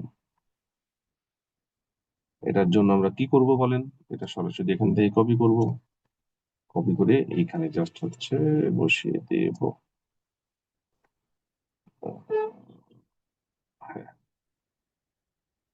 Random search parameter grid, parameter grid একটু দেখেন ঠিক আছে কি। এই যে গ্রিড সার্চ, গ্রিড তো হবে না, এটা হবে র্যান্ডমাইজড সিভি, তাই না? র্যান্ডমাইজড সিভি দিলাম। আমরা এখানে 13টা ইনপুট, প্রথম 13টা, last one is output. Alpha randomize করলাম, সিরিজ দিলাম, র্যান্ডমাইজ এখানে বসালাম। ওকে, 100 বার iteration, best score, best alpha. এইটা এখানে কাজ নাও করতে পারে, করতেও পারে, এটা বলা যাচ্ছে না, চেক করে দেখতে হবে। আমরা দেখি, না হলে ওর ইয়ার মধ্যে ঢুকে করতে হবে, এটা দরকার নেই, বাদ দিয়ে দিই, এটা বোঝানোর জন্য ছিল। এই যে এই ক্ষেত্রে, এই ক্ষেত্রে আমাদের ছিল 0.9938, আর এই ক্ষেত্রে বলছে 0.988, রেজাল্ট 0.276, এখানে বলছে এটা। বুঝতে পারছেন? তাই বলে যে প্রতিবার এটা থাকবে তা কিন্তু না, র্যান্ডম এক একবার এক একটা ধরছে। কি এটা বুঝতে পারলেন কি করলাম? এটা হচ্ছে হাউজিং ডেটা সেটের উপরে করলাম, 100টা র্যান্ডম ভ্যালু নিয়ে এটা আসছে। কি বুঝতে অসুবিধা, না বুঝতে স্যার পেরেছেন? এই র্যান্ডম যখন চালাবো স্যার তখন ভ্যালুটা কিভাবে আইডেন্টিফাই করবো যে কোনটা বেটার আসবে? এটা ও ওর হাতে যতবার ছেড়ে রান দিতে করবো হবে। স্যার ততবার তো ডিফারেন্ট ভ্যালু দেবে। হ্যাঁ, প্রতিবার চেঞ্জ হতে পারে, প্রতিবার চেঞ্জ হতে পারে। এখানে কি স্যার আলফা চেঞ্জ করলে আলাদা হবে না, যতবার চালাবো ততবারই আলাদা আসবে? আলফা একই, এখানে আলফার ভ্যালু ভ্যালুই তো একই রাখে? প্রতিবার, ধরেন আপনি চালালেন 100টা র্যান্ডম ভ্যালু নিল আলফার, প্রথমবার আপনি চালালেন, যে আলফাতে রেজাল্ট দিল, দ্বিতীয়বার এই আলফা তো নাও আসতে পারে না, রেজাল্টও চেঞ্জ হতে পারে। দেখেন ইয়েস স্যার। এই যে এবার চেঞ্জ হয়ে গেছে, দেখেন, বোঝা গেল? Yes sir. কিন্তু গ্রিড সার্চ সিবিতে সেটা হবে না। হুম, ওই জন্য এটা বেশি ইউজ হয় না, ইউজ ওটাই বেশি হয়। দেখেন এই যে প্রতিবার চেঞ্জ হচ্ছে, এই যে এটাও চেঞ্জ হচ্ছে, এটাও চেঞ্জ হচ্ছে। আপনার যদি আরো ইচ্ছা থাকে এখানে আপনি বাড়িয়ে দেন, 400 দিয়ে দেন, তাহলে আরো বেশি টেস্ট হবে। সময় লাগবে, সময় লাগছে। কি ক্লিয়ার, বোঝা যাচ্ছে?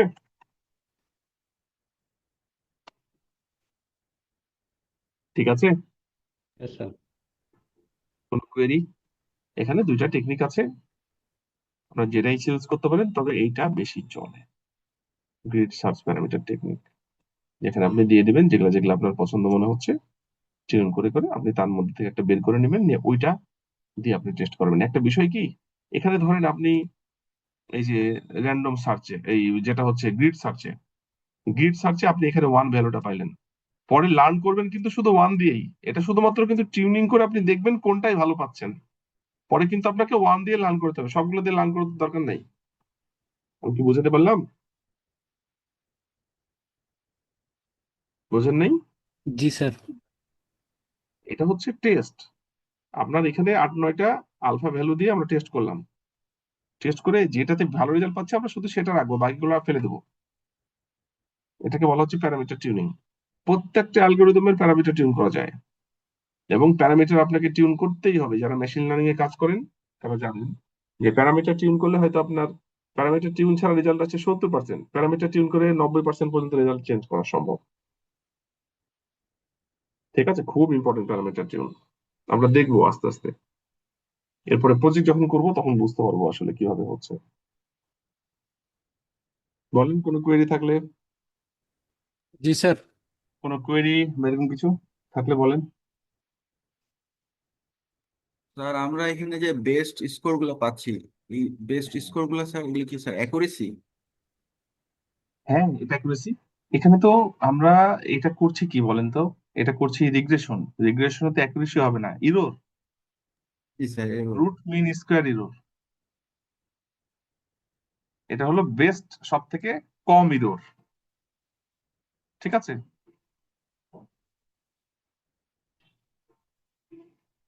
আর এটা হচ্ছে আপনার আলফার ভ্যালু। হ্যাঁ, এখানে কিন্তু একটু বিষয় আছে, একটা জিনিস খেয়াল করেন।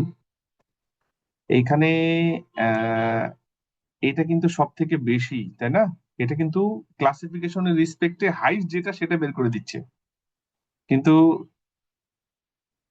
রিগ্রেশনের রিসপেক্টে সব থেকে ভালো কোনটা, এটা না?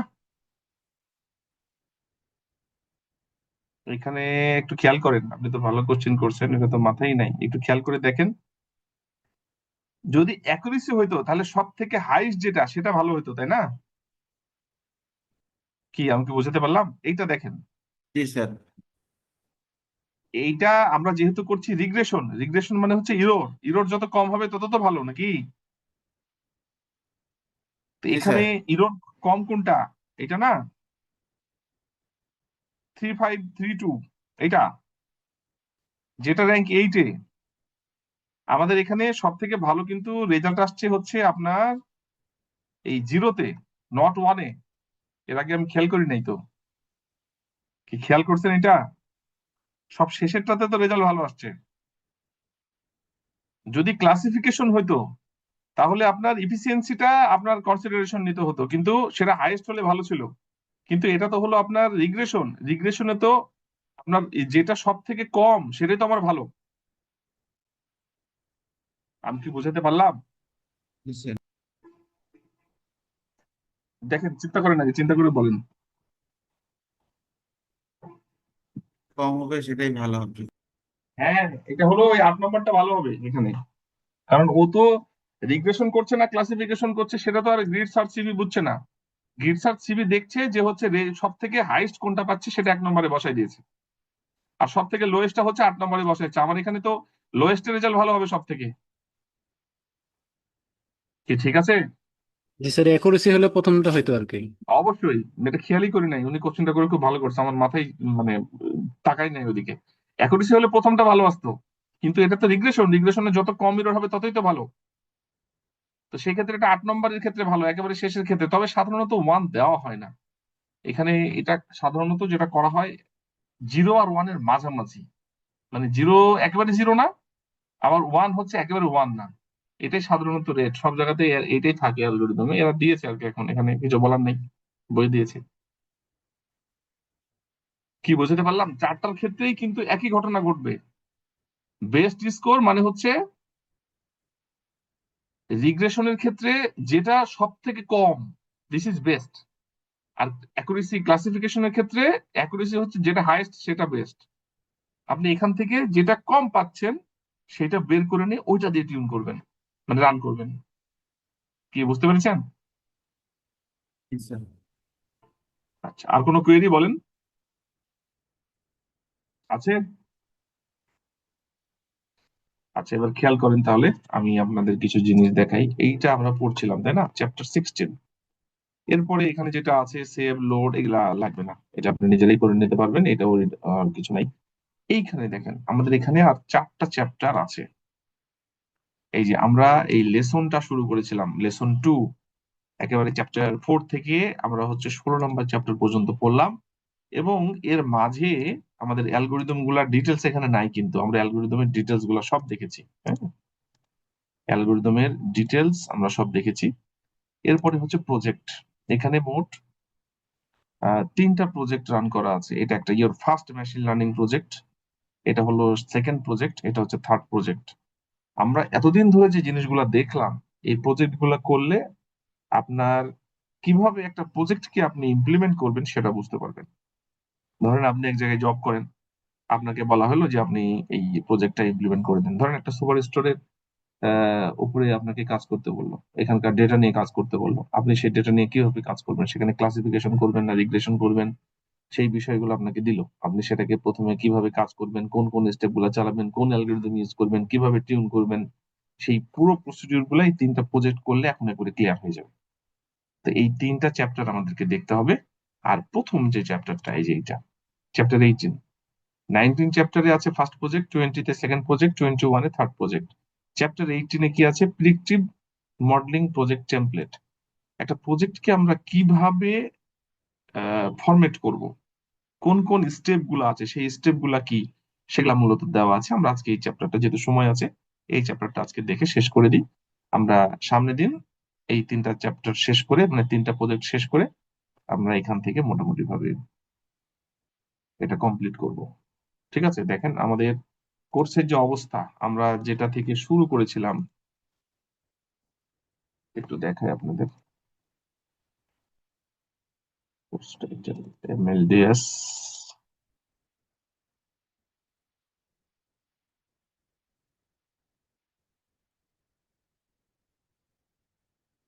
আমরা আছি কিন্তু এটাই, machine learning with Python module 8 আজকে অলরেডি শেষ। এইটা শুরু করব আজকে, এখনই। এটা হচ্ছে capstone project development with machine learning, মানে ওইটারই প্রজেক্ট ডেভেলপমেন্ট। এই দুইটা করলে 8-9 একসাথে হবে, 8-9 একসাথে আমরা শেষ করব। এটা করতে হয়তো একদিনে 3টা প্রজেক্ট, এটা ডিপেন্ড করছে। আপনারা যদি খুব সহজে বুঝে ফেলেন তাহলে 3টা হয়ে যাবে, যদি না হয় তাহলে 2টা হবে। তো আমাদের সামনে সময় আছে, অসুবিধা নেই। এটা শেষ করার পরে আমরা এই 2টার পরীক্ষা একসাথে নেব, 8-9-এর। তারপরে আমরা চলে যাব ডেটা সায়েন্সে, যদিও আপনাদের ডেটা সায়েন্স হয়েছে, কিন্তু আমরা এই মেশিন লার্নিং এর আদলে ডেটা সায়েন্স করতে হবে, সেটা করব। এবং এখানকারও হচ্ছে এটা এটা শেষ করব, এর সাথে সাথে কিছু কোড আছে সেগুলো দেখবো, কোডের পুরোটা। তারপরে আমরা চলে যাব হচ্ছে, ও এর সাথে সাথে এই যে ডেটা সায়েন্সের মধ্যে এখানে হচ্ছে ক্যাপিস্টন প্রজেক্ট কিছু থাকবে, সেটা করব। আর তারপরে হচ্ছে আর্টিফিশিয়াল ইন্টেলিজেন্স নিউরাল নেটওয়ার্ক, এটা ধরবো। তারপরে ডিপ লার্নিং ধরবো, ডিপ লার্নিং এর পরে ফাইনাল প্রজেক্ট। ওকে, মানে আর 2টা ফেজ আছে। এইটা শেষ করার পরে ডেটা সায়েন্সের ফেজ আর একটা হচ্ছে ডিপ লার্নিং এর ফেজ। এই মোটামুটি ভাবে এটা শেষ করেছি এই দিকটাই। তো যাই হোক, আমরা এইটা শুরু করি। এই যে প্রিডিক্টিভ মডেলিং প্রজেক্ট টেমপ্লেট। টেমপ্লেট মানে বুঝতেই পারছেন, এটা হলো আসলে একটা স্ট্রাকচার। আপনি একটা প্রজেক্ট যখন সলভ করতে যাবেন, একটা প্রজেক্ট যখন ইমপ্লিমেন্ট করতে যাবেন, তখন আপনি কিভাবে কাজগুলো করবেন এখানে স্টেপ ওয়াইজ কিন্তু দেওয়া আছে। এই যে use a structured step by step process. কি হতে পারে, আপনি যে প্রজেক্টটা করবেন সেই প্রজেক্টে প্রথমে আপনি প্রবলেমটা কি সেটা আপনাকে সেট করতে হবে। যেটা বললাম যে আপনি একটা সুপার স্টোরের ডেটা দিল, দেওয়ার পরে আপনি কি করতে চাচ্ছেন আপনাকে সেটা প্রথমে জানতে হবে। এটা কি ক্লাসিফিকেশন না রিগ্রেশন সেটা আপনাকে জানতে হবে। আপনার যে ডেটা সেট আছে সেই ডেটা সেটের কোন ভ্যালু গুলাকে নিয়ে আপনি লার্ন করবেন। যদি ক্লাসিফিকেশন হয় তাহলে একরকম, আহ, এবং তার জন্য টার্গেট ভ্যালু কি হবে সেটা একরকম। যেমন আমরা প্রিমা ইন্ডিয়ান ডায়াবেটিস ডেটা সেটের কথা চিন্তা করেন, ক্লাস ছিল যে ইয়েস অর নো, তার ডায়াবেটিক আছে না নাই, আর অন্যগুলো সব ইনপুট ছিল। তো সেরকম চিন্তা করতে হবে। যদি আপনার রিগ্রেশন হয় তাহলে আপনি হচ্ছে ইনপুট কি হবে, ওটার জন্য আউটপুট কি হবে সেটা আপনাকে বের করতে হবে। মানে অ্যাট ফার্স্ট আপনাকে আসলে প্রবলেমটা বুঝতে হবে। এটা খুব জরুরি যে আপনি কি করতে চাচ্ছেন, এটা কি রিগ্রেশন হবে না ক্লাসিফিকেশন হবে। তারপরে আপনার প্রবলেমটা ডিফাইন করার পরে সামারাইজ ডাটা, আপনার ডেটা গুলাকে আসলে নিয়ে কিছুটা অ্যানালাইসিস করা দরকার। আমরা কিন্তু স্ট্যাটিস্টিক্যাল কিছু মেথড অ্যাপ্লাই করেছিলাম, যদিও খুব কম ছিল। যেমন হচ্ছে সামারাইজ বা ডিসক্রাইব, যেখানে আমাদের মিন ভ্যালু কাউন্ট দিয়ে আমাদের ডেটা গুলার কি অবস্থা, কতগুলো ডাইমেনশন আছে, আমরা কোনগুলাকে ইনপুট আকারে রাখবো, কোনগুলাকে আউটপুট আকারে রাখবো, সেগুলোকে আমরা ঠিক করবো। প্রিপেয়ার ডাটা, এটা কিন্তু আমাদের হয় নাই, এই সেন্সে হয় নাই। ওই যে এটা ডেটা সায়েন্সের বিষয় চলে আসবে। আপনার ধরেন যে ডেটা সেটটা আসলো, সেই ডেটা সেটের মধ্যে কিছু গ্যাপ আছে, সেগুলোকে ফিল করা লাগতে পারে। ঠিক আছে, কিছু রিপিটেশনস আছে, কিছু ডুপ্লিকেশনস আছে, সেগুলোকে বাদ দিতে হতে পারে। মানে ডেটা ক্লিনিং যেটাকে বলে, আপনার ডেটাটাকে প্রিপেয়ার করতে হবে। ডেটা ক্লিনিং হতে পারে, তারপরে ওইটার উপরে বিভিন্ন প্রি প্রসেসিং টেকনিক অ্যাপ্লাই করা লাগতে পারে। আমরা যেমন নর্মালাইজেশন, বাইনারাইজেশন করেছি, সেই জিনিসগুলো এখানে আসবে। মানে প্রথমে আপনি প্রবলেমটাকে ডিফাইন করবেন, তারপরে ডেটা সেট নিয়ে আপনি বেশ কিছু আইডিয়া নেওয়ার চেষ্টা করবেন। তারপরে আপনার প্রয়োজন অনুসারে এই যে প্রবলেম যেই সেট, সেই প্রবলেম অনুসারে সেই ডেটাগুলোকে আপনি প্রিপেয়ার করবেন। ডেটা ক্লিনিং থেকে শুরু করে প্রি প্রসেসিং থেকে শুরু করে যা যা দরকার এখানে করতে হবে। তারপরে ইভ্যালুয়েট অ্যালগোরিদমস। এই যে আমরা বিভিন্ন টাইপের ক্লাসিফিকেশন রিগ্রেশন অ্যালগোরিদম করলাম, রিগ্রেশনের জন্য রিগ্রেশন অ্যালগোরিদম, ক্লাসিফিকেশনের জন্য ক্লাসিফিকেশন অ্যালগোরিদম আপনাকে ইউজ করতে হবে। তারপরে ইমপ্রুভ রেজাল্ট, আপনার হচ্ছে এই যে প্যারামিটার টিউন করে করে আপনাকে রেজাল্ট ইনহ্যান্স করতে হবে। তারপরে আপনি একটা রিপোর্ট তৈরি করে দিবেন। এটা হলো আপনার সাইডের কাজ, আপনি আপনার রুমে বসে কাজটা করবেন। তারপরে এটা ইমপ্লিমেন্ট করতে হবে যে জায়গায়, ধরুন সুপার স্টোরে যে বললাম, সুপার স্টোরের কম্পিউটারে ইমপ্লিমেন্ট করে দিতে হবে। এই হচ্ছে প্রজেক্টের 6টা স্টেপ। প্রবলেম ডিফাইন করা, ডেটা সেটকে অ্যানালাইসিস করা, তারপরে যদি প্রিপ্রসেসিং লাগে ক্লিনিং প্রিপ্রসেসিং সেই কাজগুলো করা ডেটা সেটের উপরে, অ্যালগোরিদম নিয়ে কাজ করা এবং অ্যালগোরিদমের মধ্যে কোনটা ভালো হবে সেটাকে বের করে নিয়ে আসা, তারপরে যেটা ভালো হলো সেইটার ওপরে প্যারামিটার টিউন করা। তারপরে আপনি যেটা হলো রেজাল্ট সেটা একটা রিপোর্ট তৈরি করতে পারেন, বা যেটা হলো সেটা আপনি এবার ফাইনালি ডিপ্লয় করবেন আপনার প্রজেক্টের যেখানে করার সেখানে, যেমন সুপার স্টোরের ক্ষেত্রে সুপার স্টোরের মেশিনে। ওকে, এইটা আরেকটু ডিটেলস বলেছে। এখানে তো একটু 6টা স্টেপ বললো, এখানে একটু ডিটেলস বলেছে। দেখেন 6টা স্টেপের মধ্যে এই যে পাইথন প্রজেক্ট টেমপ্লেট আমরা যেটা করছি সেটা প্রথমে হচ্ছে প্রিপেয়ার প্রবলেম। আরেকটু বড় 1 নম্বর কি ছিল, প্রবলেম ডিফাইন করা। এখানে বলছে প্রিপেয়ার প্রবলেম, একই জিনিস। Load libraries, load data set. আমরা প্রোগ্রামে কিভাবে করব, লাইব্রেরি গুলোকে লোড করব, যেমন আমরা এখানে সব জায়গায় করা আছে, তাই না। আমরা এখানে কি করছি, এই যে লাইব্রেরি গুলোকে লোড করছি, এই লোড। তারপরে হচ্ছে আমাদের লোড ডেটা সেট, আমরা ডেটা সেট লোড করেছি, এই যে ডেটা সেট লোড করলাম। ওকে, এটা হলো ফার্স্ট স্টেপ। ডিফাইন প্রবলেম বলছে, যদিও প্রবলেম এটা ডিফাইন পুরোটা করে না। প্রবলেম ডিফাইন মানে আপনি কি করতে চাচ্ছেন সেটা ঠিক করা, আস্তে আস্তে ক্লিয়ার হবে। সামারাইজ ডাটা, ডিসক্রিপটিভ স্ট্যাটিস্টিক্স, আমরা বিভিন্ন স্ট্যাটিস্টিক্যাল মেথড ইউজ করে ডেটা সেটকে সামারাইজ করতে পারি। তারপরে হচ্ছে ডেটা ভিজুয়ালাইজেশন, ডেটাটাকে ভিজুয়ালাইজ করা। আমরা বিভিন্ন টাইপের ভিজুয়ালাইজেশন টেকনিক দেখেছি, statistical method, cross validation, cross correlation, correlation analysis দেখেছি। তারপরে আমরা স্ক্যাটার ম্যাট্রিক্স দেখেছি, আমরা আপনার হিস্টোগ্রাম অ্যানালাইসিস দেখেছি। সেগুলা নিয়ে কিন্তু আমরা প্রথমে ওই ডেটা সেটের উপর অ্যানালাইসিস করতে পারি। এটা মূলত ডেটা সেট অ্যানালাইজ করা। এরপরে হচ্ছে প্রিপেয়ার ডেটা, প্রিপেয়ার ডেটার মধ্যে data cleaning, preprocessing, feature selection, data transformation এগুলো পড়বে। তো এই এই জায়গাটাই মূলত আসলে ডেটা সায়েন্সের জিনিসটা গ্যাপ আছে আপনাদের। এটা আপনাদের হয়েছে, কিন্তু মেশিন লার্নিং এর আদলে হয় নাই। এটা আবার দেখাবো, যদিও হয়েছে একবার, আবার দেখাবো, না হলে অসুবিধা হবে। তো এই প্রিপেয়ার ডাটা, এইটার মধ্যে ক্লিনিং, প্রিপ্রসেসিং, ফিচার সিলেকশন সেগুলো আসবে। যদি এখানে হয়েছে সেগুলা আমি করেছি, কিছুটা ক্লিনিং বাদ দিয়ে অন্যগুলা হয়েছে। তারপরে ইভ্যালুয়েট অ্যালগোরিদম দেখেন। ইভ্যালুয়েট অ্যালগোরিদম মানে ধরেন ক্লাসিফিকেশন করছেন আপনি, যে সেগুলোর মধ্যে আপনাকে টেস্ট করতে হবে। যেমন split out validation data set, test options and evaluate matrix. আমরা কি করেছি? আমরা ওই যে কে ফোল্ড ক্রস ভ্যালিডেশন করেছি, ঠিক আছে? সেই আপনি কে ফোল্ড করবেন না 30, আপনার 70-30 করবেন, সেগুলো আপনাকে চিন্তা করতে হবে। এগুলা নিয়ে ডিটেলস বলা হয়েছে। তারপরে বিভিন্ন টাইপের এই যে অ্যালগোরিদম, যেগুলা স্পট চেক, 6টা-7টা অ্যালগোরিদম দিয়ে আমরা চেক করে দেখেছি কোনটা ভালো। তারপরে কম্পেয়ার অ্যালগোরিদম, কোন অ্যালগোরিদমের রেজাল্ট ভালো সেটা আমরা দেখেছি, সেগুলা। তারপরে যেটা ভালো হলো সেইটার অ্যাকুরেসি ইমপ্রুভ করা, বিভিন্ন টাইপের এই যে টিউনিং, অ্যালগোরিদম টিউনিং করে, ইনসেম্বল ইউজ করে কোনটা ভালো আসছে, সেটা হওয়ার পরে এই যে ফাইনালাইজ মডেল। এরপরে হচ্ছে যখন মডেল ফাইনালাইজ হয়ে গেল, তারপরে আপনি প্রিডিকশন করবেন, তারপরে আপনি এটা ইমপ্লিমেন্ট করে দেবেন আপনার যে জায়গায় ইমপ্লিমেন্ট করার সেখানে। এই হচ্ছে এখানে আরেকটু ডিটেলস দেওয়া আছে। এটা হচ্ছে টেমপ্লেট, এটা একটা স্ট্রাকচার, যেভাবে আমরা একটা প্রজেক্টকে সলভ করতে পারি, ঠিক আছে? আমি যে কথাগুলো বললাম এগুলো এখানে ডিটেলস আরো দেওয়া আছে। এটা এক নজর দেখবেন, এত দরকার নাই। এখানে শুধুমাত্র এই যে এটা একটু মাথায় রাখলেই চলবে, বা এটা একটু মাথায় রাখলেই চলবে, ঠিক আছে? এরপরে আমাদের শুরু হবে হচ্ছে এই যে এটা চ্যাপ্টার 19।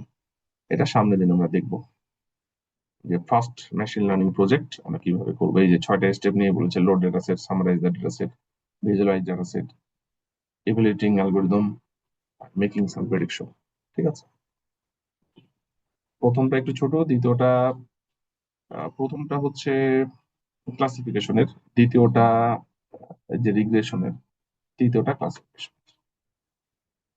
ওকে, এই হচ্ছে মোটামুটি আজকের লেকচার। আপনাদের যদি কোয়েরি থাকে আমাকে বলুন। ক্লাসগুলো করা দরকার, সামনে যে সময় আসছে আসলে আর্টিফিশিয়াল ইন্টেলিজেন্স ছাড়া কোনো বুদ্ধি নেই। তো মেশিন লার্নিং এর যে জিনিসগুলো দেখাচ্ছি, এটা আপনি যেই ফিল্ডেই থাকেন, এটা কিন্তু খুব জরুরি। যারা ক্লাস করছে না, আহ, তাদের তারা হয়তো মনে করছে পরে ভিডিও দেখে করে নেবো, আসলে বিষয়গুলো এরকম না। এতগুলা ভিডিও পড়ার পর এটা করার জন্য যে কনসিস্টেন্সি দরকার, এটা খুব জটিল। হুম, স্যার তো আপনার নিয়ম। মেশিন লার্নিং এবং ডাটা সায়েন্সের স্যার প্র্যাকটিক্যাল জব ফিল্ড গুলো যদি একটু ডিটেল বলতেন স্যার একটু।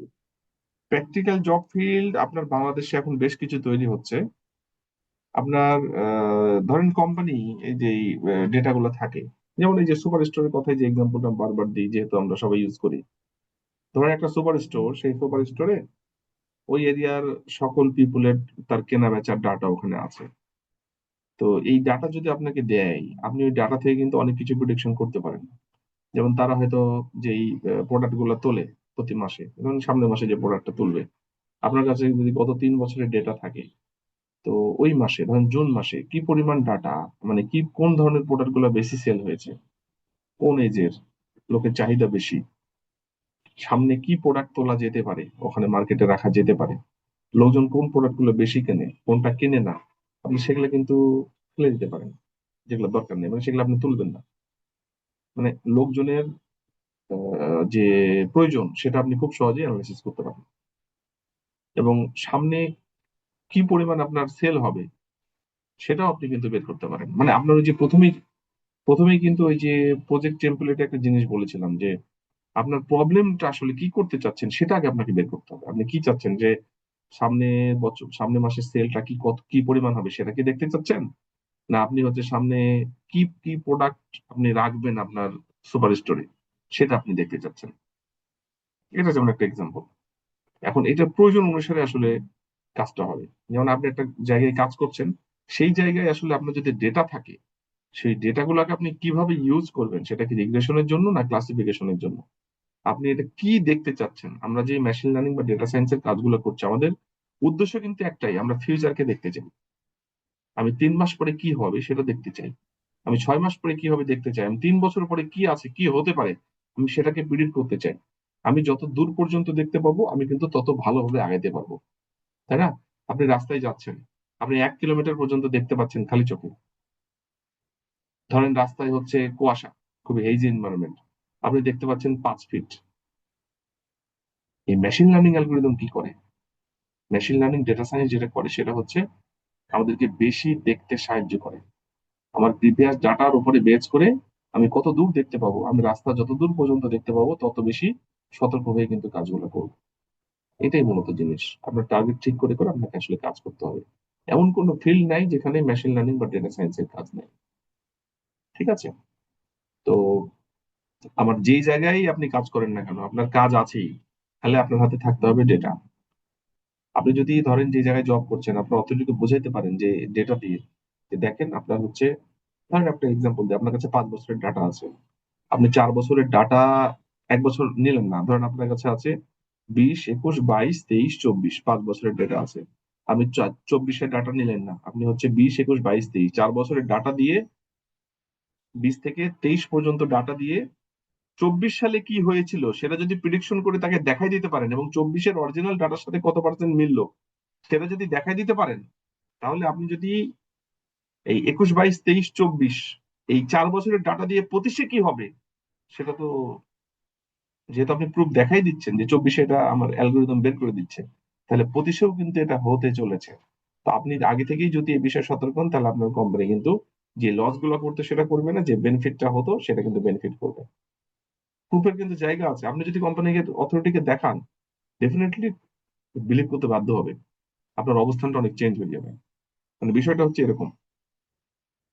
এটা হচ্ছে যারা বোঝে না, যে অথরিটি বোঝে না তার জন্য, কেননা সবাই যে এমএল ডিএস বোঝে তা তো না, তাদের জন্য। আর যারা বোঝে তারা তো লোককে হায়ার করছে হচ্ছে এই কাজগুলো করার জন্য, এবং সামনে যে সময় আসছে তাতে এআই ছাড়া বা ইমেল ছাড়া আসলে চলাটা খুব কঠিন, কারোর জন্যই সেটা সহজবোধ্য হবে না। ফিউচারে কি আমাদের দেশে ফিল্ডটা মানে জবের জন্য ওপেন হইতে পারে এরকম? শোনেন, আপনি ফিল্ড চিন্তা করবেন ইন্টারন্যাশনাল মার্কেটের জন্য, শুধু দেশের জন্য চিন্তা করলে তো চলবে না। বাংলাদেশে কি হবে না হবে সেই চিন্তা করে শুধু কেন আমি আমার জায়গাকে ছোট করব? আমি তো চিন্তা করব হচ্ছে গোটা দেশের জন্য বা আপনার গোটা ইন্টারন্যাশনাল মার্কেটের জন্য, তাই না? গোটা স্যার, ইন্টারন্যাশনালি যেভাবে চেঞ্জ হচ্ছে তাতে কিন্তু খুব মুশকিল। আপনি দেখেন এই যে আইবিএম রিসেন্ট, পরশুদিন মনে হয় একটা নিউজ দেখলাম, আইবিএম তার এইচআর থেকে হিউজ অ্যামাউন্ট অফ লোককে তারা কিন্তু হচ্ছে বাদ দিয়ে দিয়েছে এই এআই টুলস গুলোর উপরে বেচ করে। তো প্রত্যেকটা কোম্পানিতে যারা বুঝছে, যারা বড় বড় টেক জায়ান্ট তারা কিন্তু বাদ দেওয়া শুরু করেছে, যে আমার যদি হচ্ছে অ্যালগোরিদম দিয়ে আমি কাজ ছেড়ে ফেলতে পারি কম লোক দিয়ে, তাহলে আমি হচ্ছে এত লোক রাখার দরকার কি? তো সেই ক্ষেত্রে এই ছোট ছোট কোম্পানিগুলা যদি আস্তে আস্তে, তো ওপর থেকে ফ্লো হবে, তো ফ্লোটা নিচের দিকে আসছে আসলে। এবং এই টপিকে যদি কেউ আপডেট না হয় তাহলে কিন্তু মুশকিল আছে, ভালো মুশকিল আছে, টিকে থাকা কঠিন হবে মার্কেটে এবং সবার জন্য। যেমন ধরেন একটা এক্সাম্পল দিই, এই যে যারা গ্রাফিক ডিজাইনে কাজ করে, এটা যেহেতু আমরা সহজে বুঝতে পারবো, ধরেন যে যারা লোগো ডিজাইন করে, টি শার্ট ডিজাইন করে, সে যদি যতই ভালো ডিজাইনার হোক, সে হচ্ছে আপনার ডিজাইন করছে, তাই তো? আপনি তাকে দিলেন খুব ভালো ডিজাইনার, সে আপনাকে ডিজাইন করে দিলেন, আপনি তাকে দিলেন 1 সপ্তাহ পরে আপনার একটা, ধরেন যে টি শার্ট ডিজাইন করে দিল, খুব ভ্যালুয়েবল একটা প্রোগ্রাম হবে, ওর জন্য টি শার্ট ডিজাইন করে দিল। এখন তার মাথায় হয়তো আপনি চিন্তা করেন যে 50,000 ডিজাইন এরকম আছে, সেই ডিজাইন থেকে আপনার জন্য একটা ইনোভেটিভ ডিজাইন তৈরি করে দিল। আপনি যদি মেশিনকে দেন, মেশিনের কাছে কত কোটি কোটি ডিজাইন আছে, আপনি 10 কোটি ডিজাইন হয়তো লার্ন করানো আছে, আপনি তাকে দিবেন তার মধ্যে থেকে আপনার রিকোয়ারমেন্ট আপনি শুধু প্রম্পট করবেন, সে হচ্ছে আপনাকে ডিজাইন তৈরি করে দিয়ে দিবে। তা আপনি কি ওই লোকের কাছে যাবেন আসলে? না আপনি তাকে পেমেন্ট করবেন? না আপনি তাকে বোঝাবেন? আপনি বোঝাবেন একটা, সে বুঝবে আরেকটা। তা আপনি যে এই ডিজাইনটা পাবেন, এই যে 10 কোটি থেকে 1 কোটি এবং অ্যালগোরিদম দিয়ে যেভাবে আসবে, এটা হিউম্যানের একার পক্ষে তো পারা সম্ভব না। কারণ এই যে 10 কোটি ডিজাইন, এটা কত মানুষের কাছ থেকে ডিজাইন গুলো আসছে, আর ওনার কাছে যেটা আছে 50,000, ধরলাম 50,000, 50,000 থাকারও সুযোগ নেই, খুব বেশি হলে 5,000 থাকবে। তো এই ডিজাইন ওর মাথা থেকে, একজনের মাথা থেকে আর কতগুলো ডিজাইন বের হবে? তো সেই ক্ষেত্রে দেখেন এই যে গ্রাফিক্স ডিজাইনের অবস্থা কিন্তু ডেফিনেটলি খারাপ হতে চলেছে। এবং আলটিমেটলি এটা তো হয়েইছে।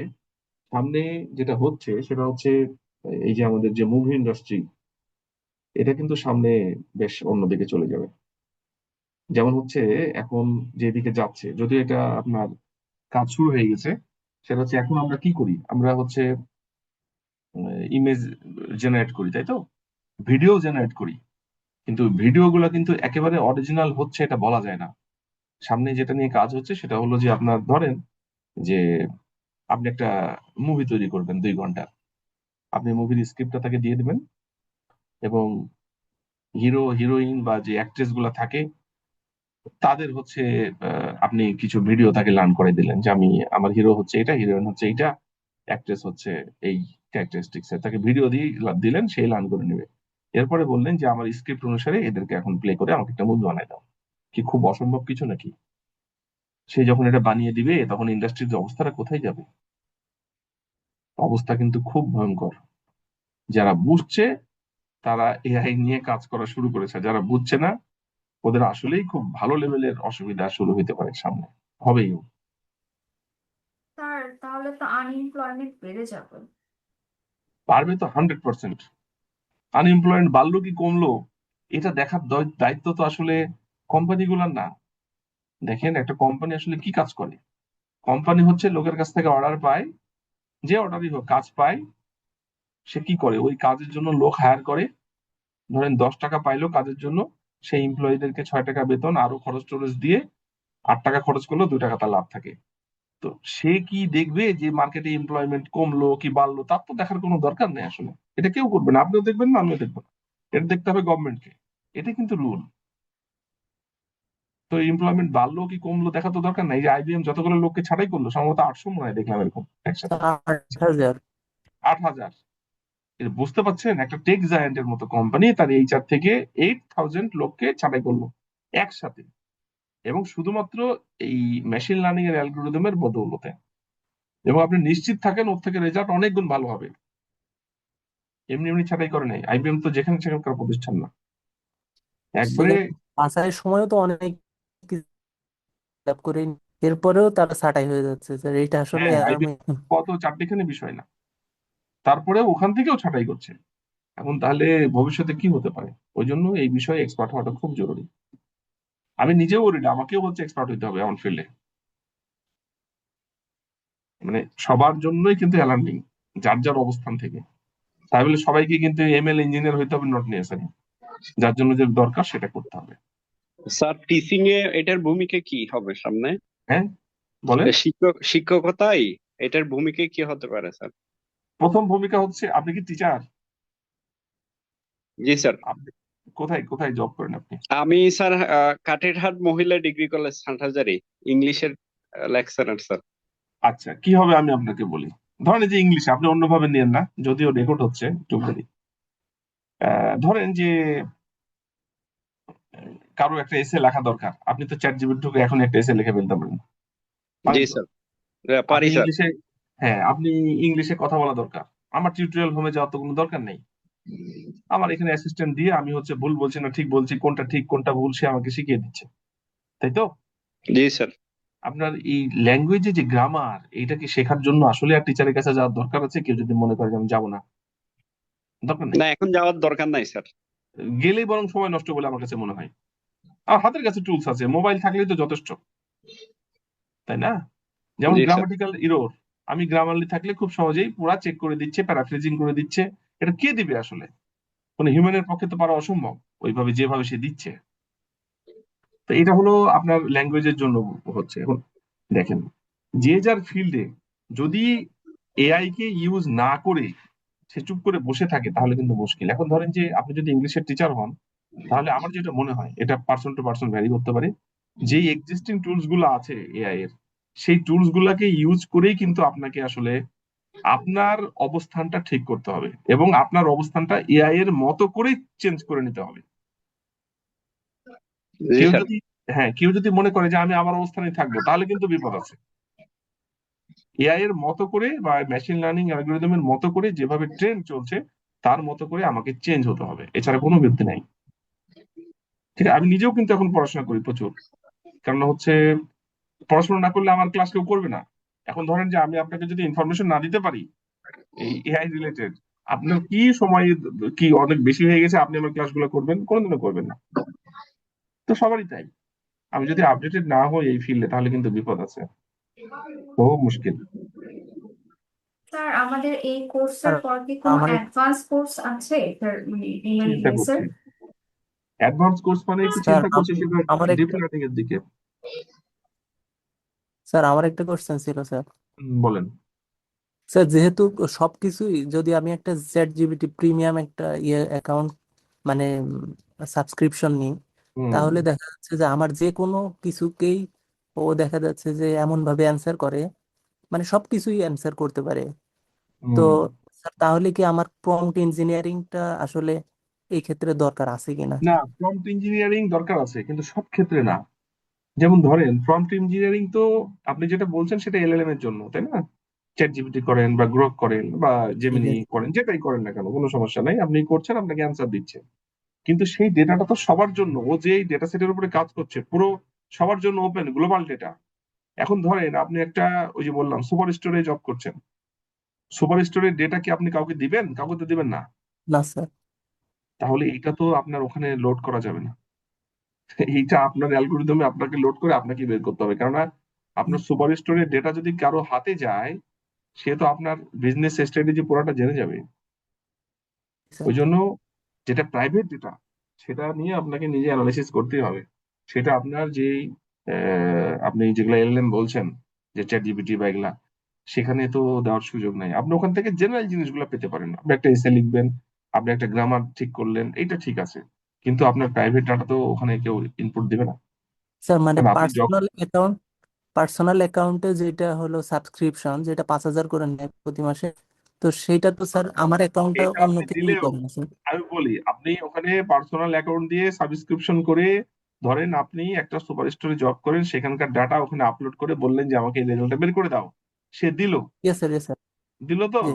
এরপরে যদি হচ্ছে জি স্যার। কেউ আহ, তার কাছে প্রম্পট করে তাকে জানতে চায় আপনার ডেটা সেটটা কি বাদ দিয়ে সে রেজাল্ট দিবে, ও আচ্ছা আচ্ছা, বুঝতে সে তো পেরেছি। লার্নিং এর মধ্যে ঢুকাই ফেলছে না। হুম হুম হুম। আপনি যা সার্চ করছেন সেটাও লার্নিং এর মধ্যে ঢুকছে। বুঝতে পেরেছি স্যার।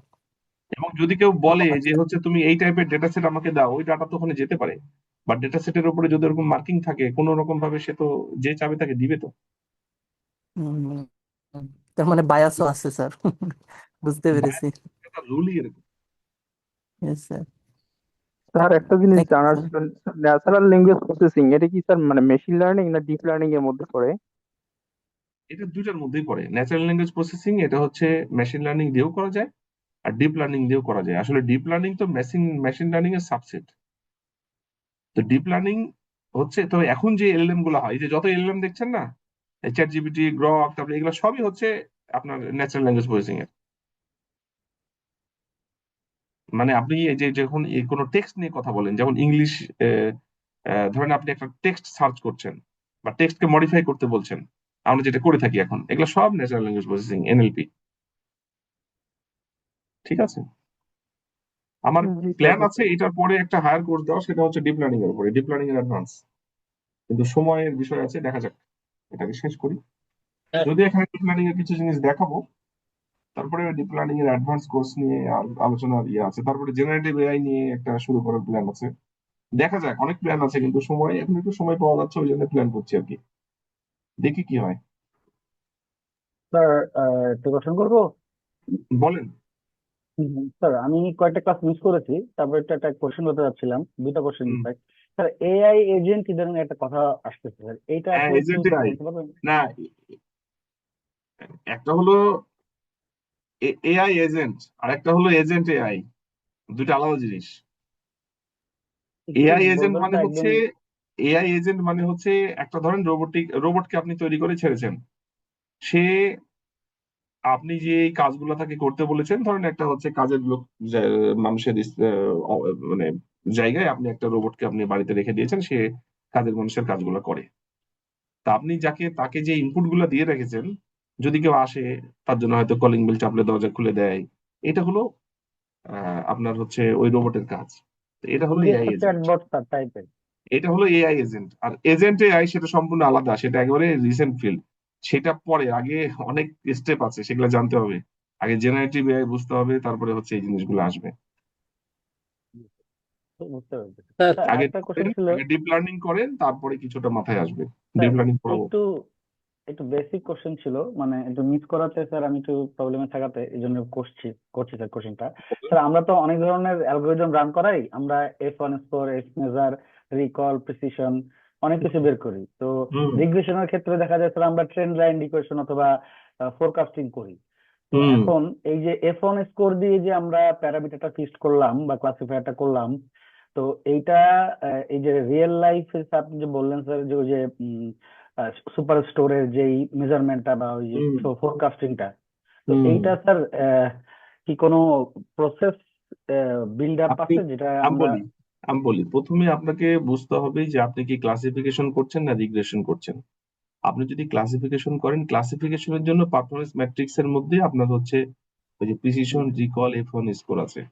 আর আপনার জি হচ্ছে স্যার, রিগ্রেশন করলে তার মধ্যে শুধুমাত্র error, root mean square error, আর স্কোয়ার ইরোর, তারপরে হচ্ছে মিন অ্যাবসোলিউট ইরোর, স্কোয়ারের। সেগুলো আছে।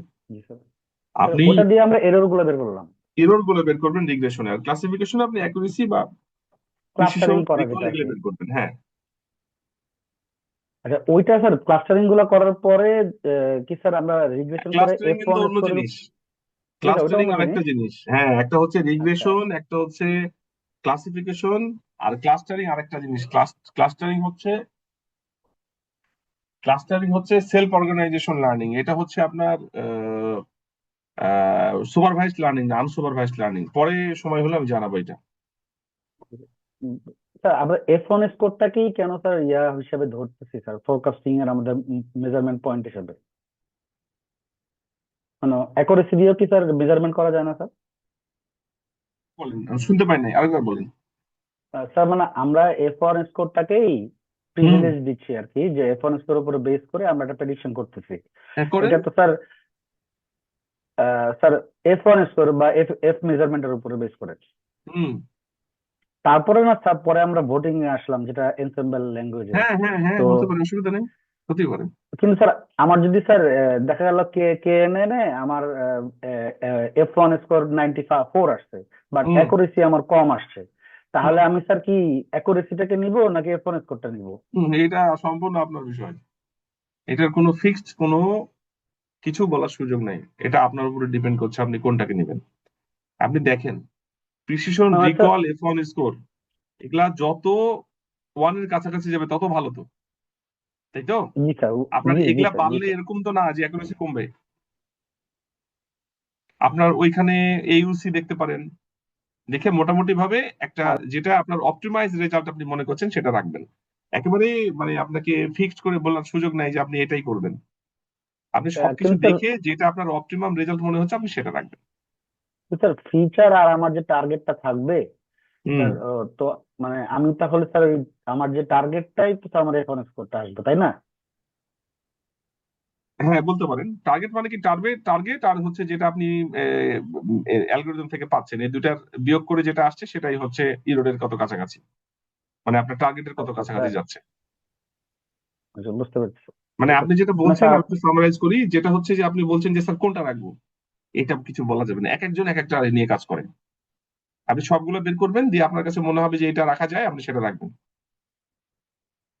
রিসার্চ পেপার গুলো তাই বলে, এটাই করে স্যার লোকজন। মানে মানে যেমন স্যার একটা সিম্পল এক্সাম্পল যদি একটু সময় থাকে যদি স্যার আপনার, মানে বলেন। লাস্ট টাইম একটা ছোটখাটো পেপার করেছিলাম নেটওয়ার্ক সিকিউরিটি নিয়ে একটা। হুম তো হুম ওইখানে আমরা আদাবস, তারপরে KNN, হুম বেশ নাইস হুম বায়াস, বেশ অনেকগুলো অ্যালগোরিদম রান করেছি, বাট হুম হুম লাস্টে যিনি পেপারটা লিখেছিলেন উনি একটা পেপার দেখে করা হয়েছিল ওইটা হুম, প্র্যাকটিসের জন্য। বলেন। তো উনি F1 স্কোরের উপর বেস করে KNN এবং র্যান্ডম ফরেস্টকেই আমি বলি বেস্ট সিলেক্ট আমি বলি করেছেন। আপনার প্রশ্ন বুঝছি। আপনি যে বেস পেপারের উপরে কাজ করবেন, উনি যার উপরে কাজ করে রেজাল্ট পেয়েছেন, আপনাকে প্রথমে ওর, ধরেন F1 এর উপরে করেছে, আপনাকে F1 এর উপরে করে রেজাল্টটাকে বের করে নিতে হবে, তারপরে আপনি অন্যগুলো দেখাবেন। তাহলে বোঝা যাবে যে আপনি ওই একই মেথডের উপরে কাজ করে আপনার রেজাল্টটাকে ইমপ্রুভ করতে পেরেছেন। এটা পেপারে সাধারণত করা হয়। ঠিক আছে? মানে জি বুঝতে পেরেছি বাট একটু কনফিউশন আর কি এই জায়গাটা মানে একটু কনফিউজড হয়ে যায় আর কি সমস্যা হয় আর কি এই জন্য বললাম আর আপনি কি। আপনি একসময় পেপারটা আমাকে দেখান, আমি বলে দেবো, সমস্যা নেই। জি স্যার ঠিক আছে, অবশ্যই স্যার অবশ্যই জি স্যার আসসালামু আলাইকুম স্যার। আলাইকুম আসসালাম। আর কোনো কোয়েরি আছে কারো? স্যার একটা প্রশ্ন ছিল স্যার, এই যে বলেন। এমএল ফিল্ডটা তো স্যার অনেক পুরাতন, কিন্তু হঠাৎ করেই কি স্যার এটার মানে বেশি ইউজ হচ্ছে না কি স্যার? অনেক পুরাতন। এই এআই এর যে ফিল্ড, এটা প্রায় 100 বছর আগের, কিন্তু এটা অনেকটাই আসলে ওইভাবে লোকজন বুঝতে পেরেছিল না যে এইটার অ্যাপ্লিকেশন এই লেভেলে যাবে। আর এখন যেদিকে যাচ্ছে, আপনার প্রচুর টাকা ইনভেস্ট হচ্ছে এই ফিল্ডের দিকে, রিসার্চে সব থেকে বেশি ইনভেস্ট হয় এআই এর উপরে, এবং এটার সুবিধাও কিন্তু পাওয়া যাচ্ছে। যেমন এই যে কারেন্ট যে ওয়্যার গুলা, বুঝতেই পাচ্ছেন, সবগুলো এআই রিলেটেড। তো হচ্ছে, লোকজন কাজও করছে, লোকজন আসলে মানে এআই এর যে রেভলিউশন এই পর্যন্ত আসবে এটা প্রথমে চিন্তা করে নাই। এখন যেটা আসলে খুব বাড়ছে এবং সবকিছুর মধ্যে এটা ঢুকছে, এবং এটা ওই যে ফোর্থ ইন্ডাস্ট্রিয়াল রেভলিউশনের দিকে চলে গেছে আসলে। ঠিক আছে, ইনভেস্টমেন্ট অনেক বেশি হচ্ছে রিসার্চে। স্যার আমার আর স্যার একটা একটা কোশ্চেন ছিল স্যার। হ্যাঁ বলেন। স্যার আমাদের টোটাল কয়টা প্রজেক্ট করানো হবে স্যার? 3টা। এই এক একটাই এক একটা, এইখানে 3টা করাবো এই মডিউলে, এক এক মডিউলে এক এক রকম। ঠিক নাই? আচ্ছা আচ্ছা ঠিক আছে, তো স্যার, ঠিক আমি আছে আর আজকে। একটা কোশ্চেন করবো কি স্যার? স্যার লাস্ট এক- একটা কোশ্চেন। আচ্ছা বলেন, বলেন। স্যার বলছি যে আমাদের এই যে স্টক মার্কেট যেটা আছে এটা তো সব সময় আপ ডাউন হয়, এটা কি কোনো হুম, প্রেডিকশন করা যায় স্যার? অনেকেই চেষ্টা করছে অ্যালগোরিদম দিয়ে, কিন্তু আসলে এটা তো খুবই আনসার্টেইন, এমন এমন ঘটনা ঘটে এবং এমন এমন সময় ঘটে, এটা আসলে বলা খুব কঠিন। প্রিডিকশনের জন্য অনেক অ্যালগোরিদম আছে, কাজও করে, কিন্তু সব সময় যে করবে এটা বলাটা মুশকিল, কারণ মার্কেট আচ্ছা খুবই আনসার্টেইন। স্যার, অন্যান্য কান্ট্রির বেসিসেও কি এরকম অন্যের গুলা আনসার্টেন? অন্য, হ্যাঁ, এটা ডিপেন্ড করছে বিভিন্ন কান্ট্রির পার্সপেক্টিভে, কারণ এক এক কান্ট্রিতে এক এক প্যারামিটার, এক এক ধরনের আনসার্টেনিটি। তো ওই কিছু কিছু কান্ট্রি যেগুলোতে হয়তো আপনার অনেকটা স্টেবল, সে সকল ক্ষেত্রে খুব ভালো প্রেডিকশন দিতে পারে, কিন্তু যেগুলা যত আনসার্টেইন, যত আনস্টেবল, সেক্ষেত্রে রেজাল্ট কিন্তু ততটাই ভ্যারি করতে পারে। হুম, বুঝতে ঠিক আছে, স্যার পেরেছি। এটা স্যার ওই যে তখন ওভার ফ্যাক্টরস ফিডিং গুলো ওখানে করতে মেনশন হয় করতে মনে হবে হয়। স্যার। ফ্যাক্টরস বোঝাই তো কঠিন, কোন কোন ফ্যাক্টরসে কি হবে। যদি আপনি প্রিডিক্ট আচ্ছা করে আচ্ছা, বলতে পারেন, তাহলে মেশিনও বলতে পারবে, কিন্তু প্রিডিকশন করা যায় না। মানে কোন প্যারামিটার আসতে পারে, প্যারামিটারের তো ধারণাই পাওয়া যায় না। বুঝতে পেরেছি। ঠিক আছে। স্যার, ওই ক্ষেত্রে sir over feeding under feeding করে নিতে হয় মনে হয় স্যার না জাহাজে। না, ওভারফিটিং আন্ডারফিটিং অন্য জিনিস, ওটা অন্য জিনিস, আমরা দেখাবো, ডিপ লার্নিং এ দেখাবো। অবশ্যই। ঠিক আছে, আচ্ছা আজকে শেষ করি তাহলে। আপনাদের কোশ্চেন থাকলে আবার সামনের দিন করেন, সমস্যা ওকে নেই। স্যার। জি স্যার আসসালামু আলাইকুম স্যার ওয়ালাইকুম ওকে আসসালাম, স্যার। সবাই ভালো থাকেন। Thank you.